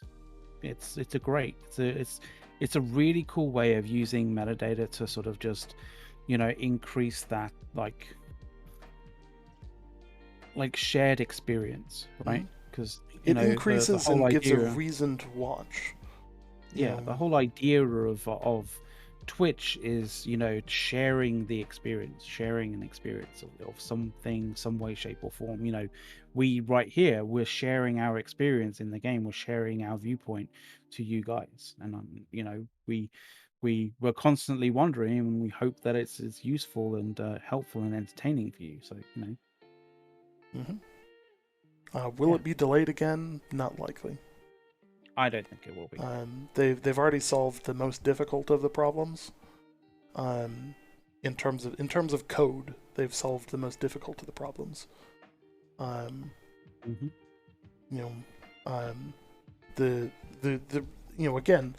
Amazon. I want to talk a little bit about this. I've said this a number of times over a bunch of streams, but like I love talking about this because it's very different than Amazon's a very different company than almost everywhere else. They think about things in terms of the long game. The 10-year plan, for instance. So looking at, I'm going to use Amazon Fresh as an example. Everybody should know that Amazon sells groceries. In select markets, they provide a grocery delivery service. What people don't know is that groceries are notoriously not a very profitable business to be in. They're very difficult. Stuff perishes. It's just a challenging endeavor. That said, if you're already delivering to people's doors consistently on a day-to-day basis, pulling them into that market and pulling them into the ecosystem is much easier. The challenge is that you need to build market share over time, and this is something that Amazon excels at. They're exceedingly good at taking funds from AWS, Amazon Web Services, which makes the majority of the money for Amazon by a wide margin, and taking that excess and reinvesting it and propping up areas of their business that are not as profitable or not profitable at all in some cases. Being able to grow those things, grow their market share, build their market share over time, and get to the point of, hey, now we have the market share, now it's profitable, is important to them. They're not looking at, hey, this isn't profitable, we should stop doing it because it's not making us money right now. That's a bad way to look at it. They're in it for the long haul. They want to build a streaming service. They want to build a web hosting service. They want to build a games company that can take the other two, loop them around, and go, hey, we can use our streaming service to stream our game on our servers and not have to pay anybody else for it. There's a lot of those kind of things where they're building the entire ecosystem to operate separately and give themselves a competitive edge. Even though as an organizational body, Amazon Games hasn't made money. No. Crucible flopped. The Lord of the Rings one didn't make it out of production due to issues with Tencent, and then, you know, um, I think the only the Grand Tour game is the only one that really took off, and that one was a very minor success. Yeah, very minor. So aside from that, they really don't have any games out there, but they do have a lot of people working on a lot of different stuff right now. I believe they've actually got 4 or 5 different studio locations now, and just on the New World staff alone have more than 200 people working on this game. That's big. Yeah, Now, the other thing is they don't need to make money here. This is the other reason why McLeod and I are not panicked about the cash shop.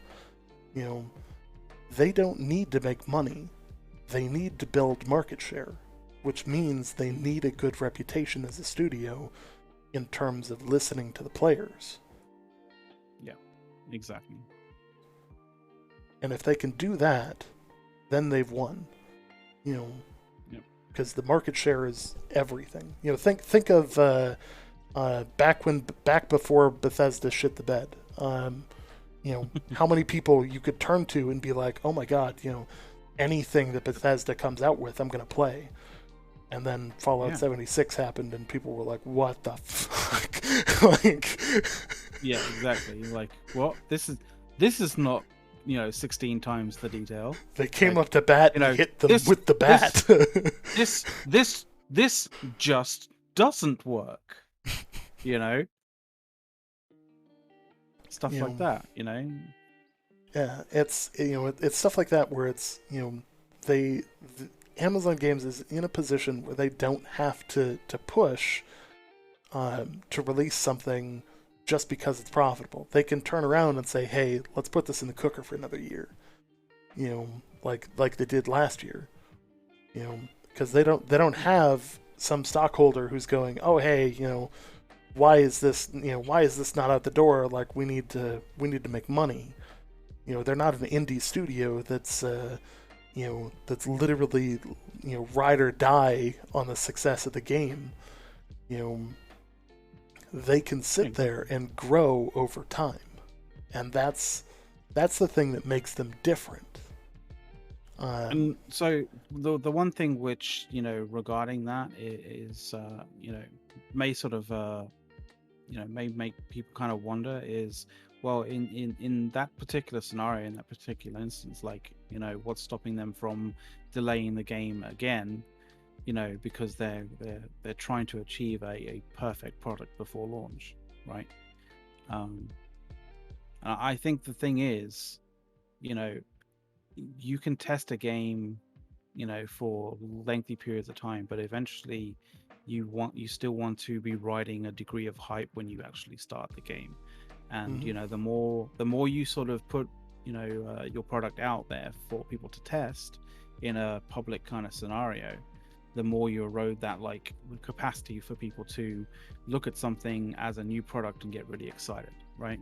And so you can only do that a certain set number of times before people are like, oh, this isn't new, I've played this all a bunch of times, etc., right?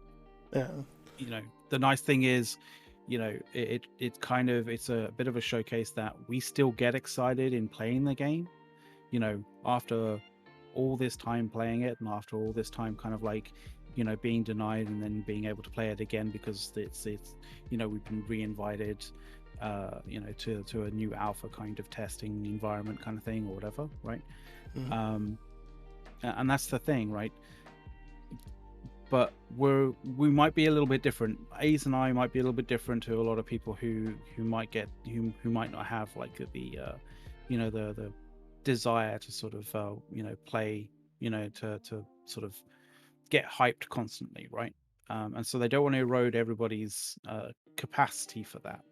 And I think the thing is, with this closed beta and now this open beta, I think there's this kind of consensus that they've got to that point where they that they shouldn't erode anymore. Mm-hmm. and that they're at a point where the game isn't broken to the point where like it's going to be unplayable in any way, shape, or form for anybody. So They've they've clearly reached hit that a minimum launch ready viable. state. Yep. Yeah, You yeah, know, it's no longer, it's no longer a question. Now it's a, hey, there's a path forward. You know, but at a certain point in time, you do have to, hit launch. Um, yeah. I want to use an example from chat here. Look at No Man's Sky. No Man's Sky. Imagine if they had the opportunity and the funding, because they were in dire straits for money. Like, they were in a ride or die moment of like, we have to launch the game, knowing full well that the game was not what was promised. Exactly. Now, over time, they have managed to turn No Man's Sky into a phenomenal game. Like, I would highly recommend people try No Man's Sky. Like, great game. But imagine how much bigger the game would be if they had said, hey, unfortunately, we're not going to hit this point, or we're not going to hit launch yet because of X, and did what Amazon did and turned around and said, hey, here's a preview week to show you where we are, what we experienced a year ago. And then compare that to where they've gotten in that year. Take the time, build the system to be what it's supposed to be, and really build it out to what the players expect from the game. And you're never going to make everybody happy. Like, that's the reality. But I think most people have sat there and went, hey, this is I want this to be out.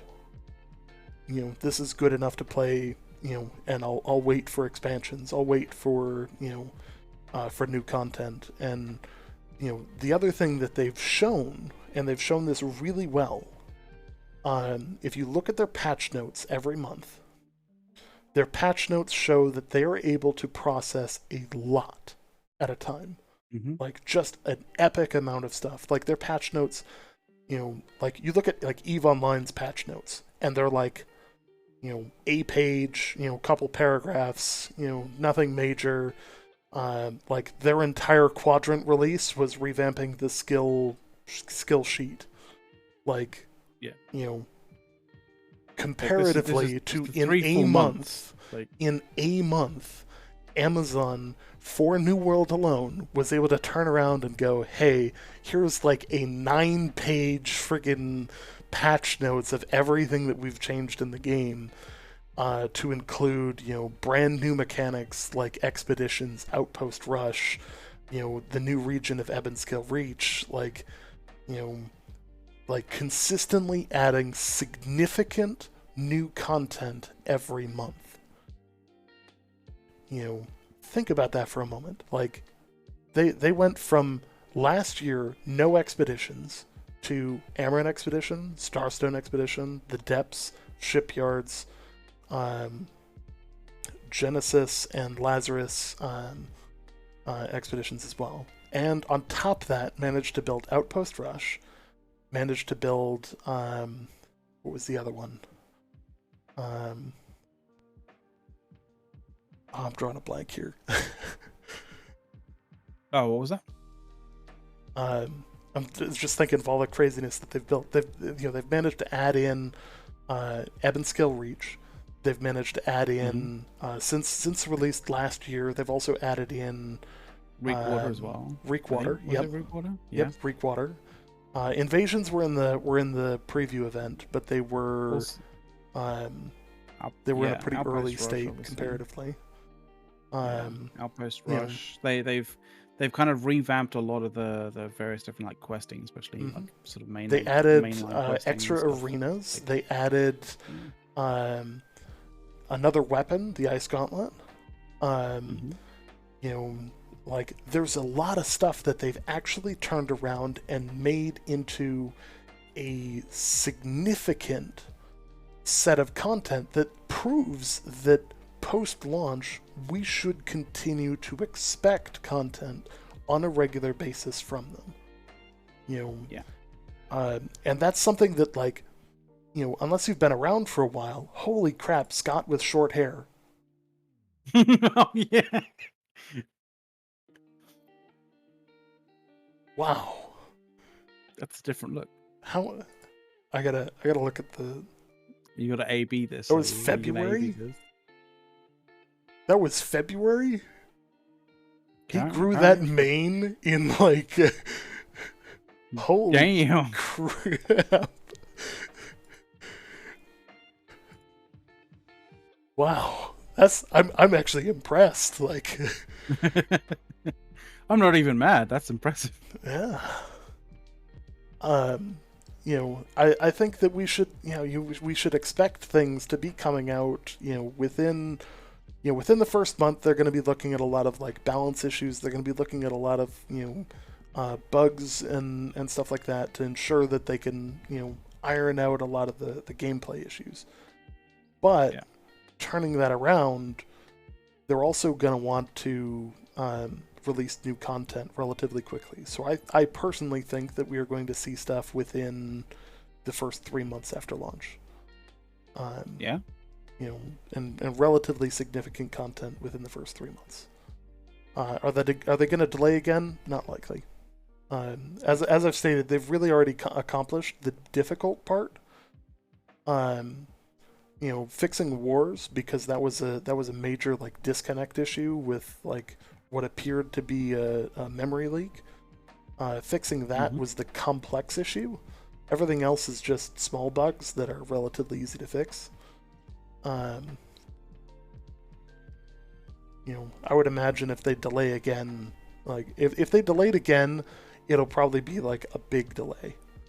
It won't be a month. It will probably be a much longer one if they did. But I don't. There's not the same call. Like if you remember last year, there was a huge call to be like, hey guys, like you can't do this. You can't launch yet. There's just not enough there.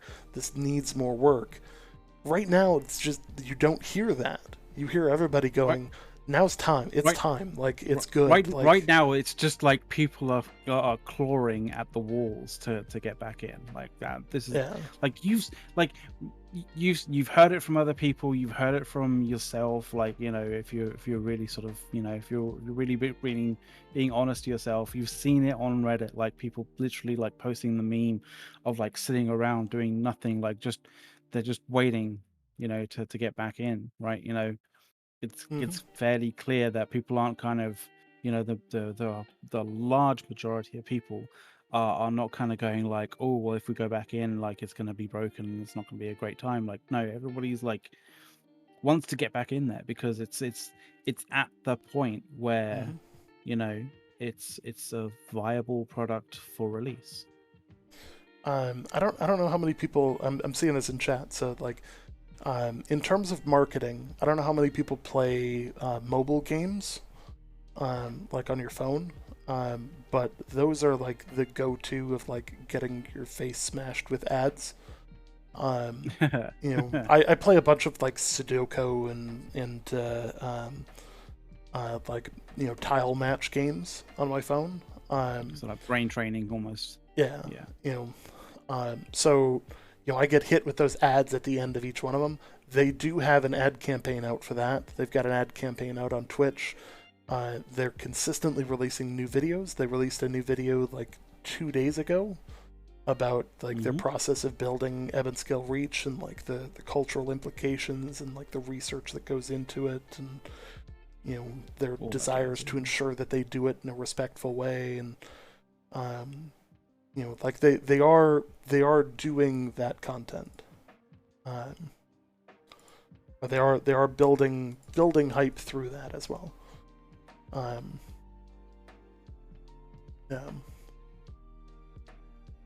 And of course, they were also at Gamescom just a couple weeks ago. Yeah.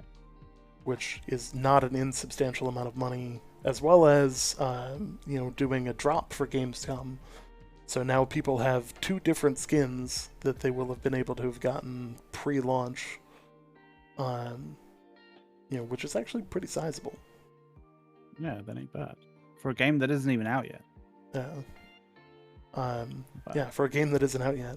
One of the other, I And actually sent McLeod this earlier today because I thought it was kind of funny. In terms of mhm. size, Oh um, right, yeah, no, I remember this. Yeah. I pulled this up, and the subreddit for New World is 105,000 people. The subreddit for EVE Online, which has been around for 20 years, is 160,000. So prior to the game launching, it is almost bigger. The subreddit is It's almost it's bigger it's than a yeah, game that's been out for 20 years. it's just shy of 2/3 the way there already, and it's not even released. Yeah.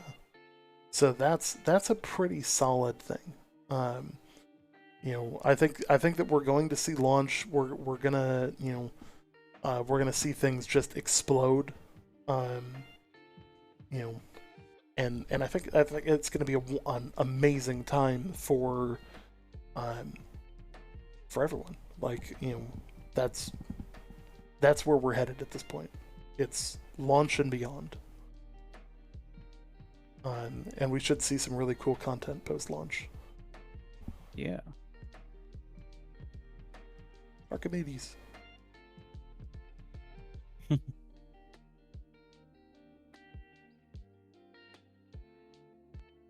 That was a really cool touch, by the way. Like that, Yeah. that sort of that whole Barkamidi sort of like, like Twitter event sort of thing. Like I don't know, who dreamt that up, like at Amazon Games, but like that was kind of actually quite nicely done. Like I mean, it could have been a bit cringy. Maybe to some people it was a little bit cringy, but it wasn't like massively cringy. It wasn't like it wasn't like someone was I get the trying to impression do that something their weird, team right? is being encouraged to think outside of the box and to Yeah, chase down kind of whatever they want to do. So like they did a fashion show video.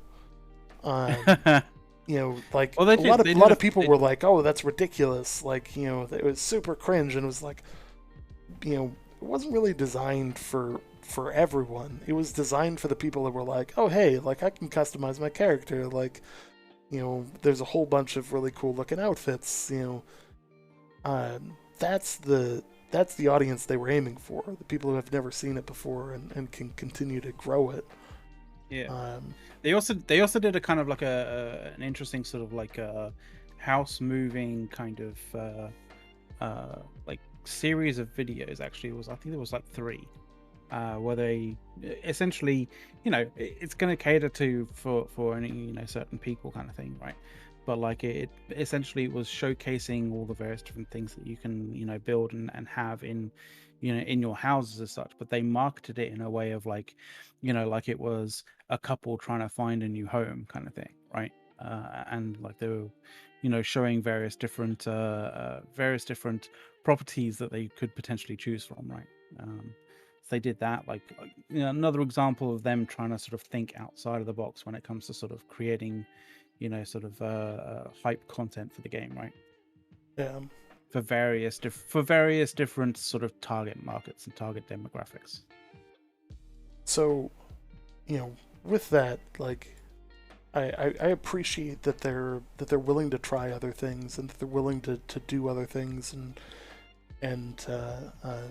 think outside of the box, and just have fun with it, Yeah. and that's the important thing. Like, I think a lot of times companies will crush the freedom to pursue the passion project. Hey, this might work. Okay, try it. Yeah. There was a thing that showed up the other. I was in a leadership development thing that was talking about one of the ways that Amazon moves on things, and they talk about disagree but empower.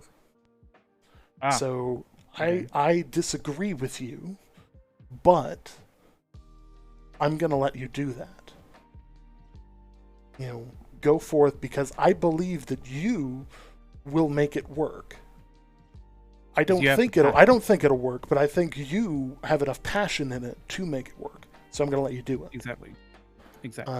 And I think that's huge. So Mhm. you know, that's some of the big stuff that I like to see. From there, that kind of hits the end of our show. To answer the quick question in chat, in order to get one of these, you basically have to be gifted it by the Amazon Game Studio. So unfortunately, they're not for sale. If you're looking for other stuff that's for sale in terms of merch for New World, below the stream, there is an affiliate link to the Amazon shop. Feel free to go check out their merch and buy it. And by doing so, you'll actually support us through the Amazon affiliate program. And if you ever fancy a really, really fucking comfortable chair, which I kind of sort of desperately need, but I don't quite have the money for at the moment. But like, if you're in for a really comfortable chair, and this is something that A's can testify to because he's bought what Amazon I've bought the reviews have far considered end to of be the chairs. comfortable chairs, right? He can testify to the fact that the Amazon sort of recommended comfortable chair ain't comfortable, but Secret Labs has fucking comfortable ass chairs, Oh yeah. regardless of your size. Aside from that, if you don't know, we run a Discord as well. Feel free to join the Discord. It's a great way to keep in touch. It's a great way to get the community resources that we pull from all over the place. I want to thank our followers, our subscribers, our Patreons, all the everybody gifted who's subs. just here, Thank you. all of the gifted subs. Like, you guys are wonderful. We really do appreciate you. And one of the things that I want to do now is I want to prep you guys. Normally, like, off and on we do this, but most of the time we like end the show and we don't do anything at the end, or like we'll meet and chat in the post stream. Hey, thanks for the sub. Cheers, Bertrand. We'll chat in the Discord post launch or post the show ending here. But what I want everybody to do, we have 128 people in chat. What I'm gonna do is we're going to raid Lore Seekers Cast. And I want you guys to just spam them with follows. Like, just crazy amount. Like, everybody, when we join in, everybody hit the follow button. Make them feel incredibly welcomed. Like, fundamentally speaking, let's do this for them. Like, I think this is gonna be really cool. So, I wanna thank everybody. We're gonna do our normal like outro. But let's make sure to welcome them to the community and promote their show as well. So with that, thank you guys, and we will see you in the New World.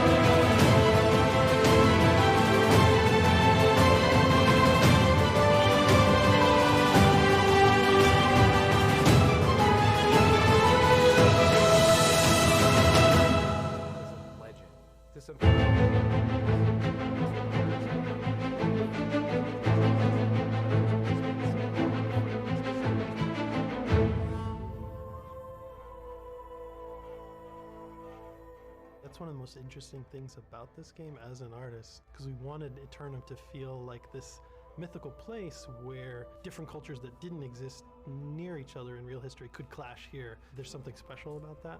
It is heavily based on realistic elements, but we also wanted to add some sort of New World flavor to it. We wanted to add supernatural and fantastic magical elements to it. We pulled a lot of reference from different cultures and different beauty. Ebenscale is different from the rest of Eternum because it was our first step into creating a totally new theme, and we wanted to create something really unique.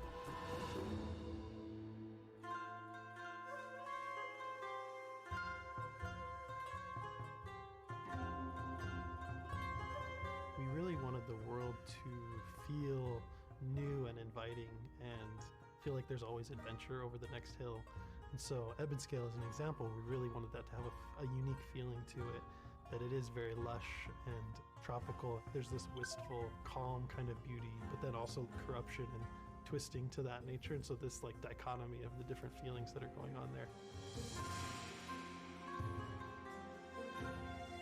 The mechanics of how Eternum attracts humans to its shores are somewhat of a mystery in the game. Empress Zhao Taiying from China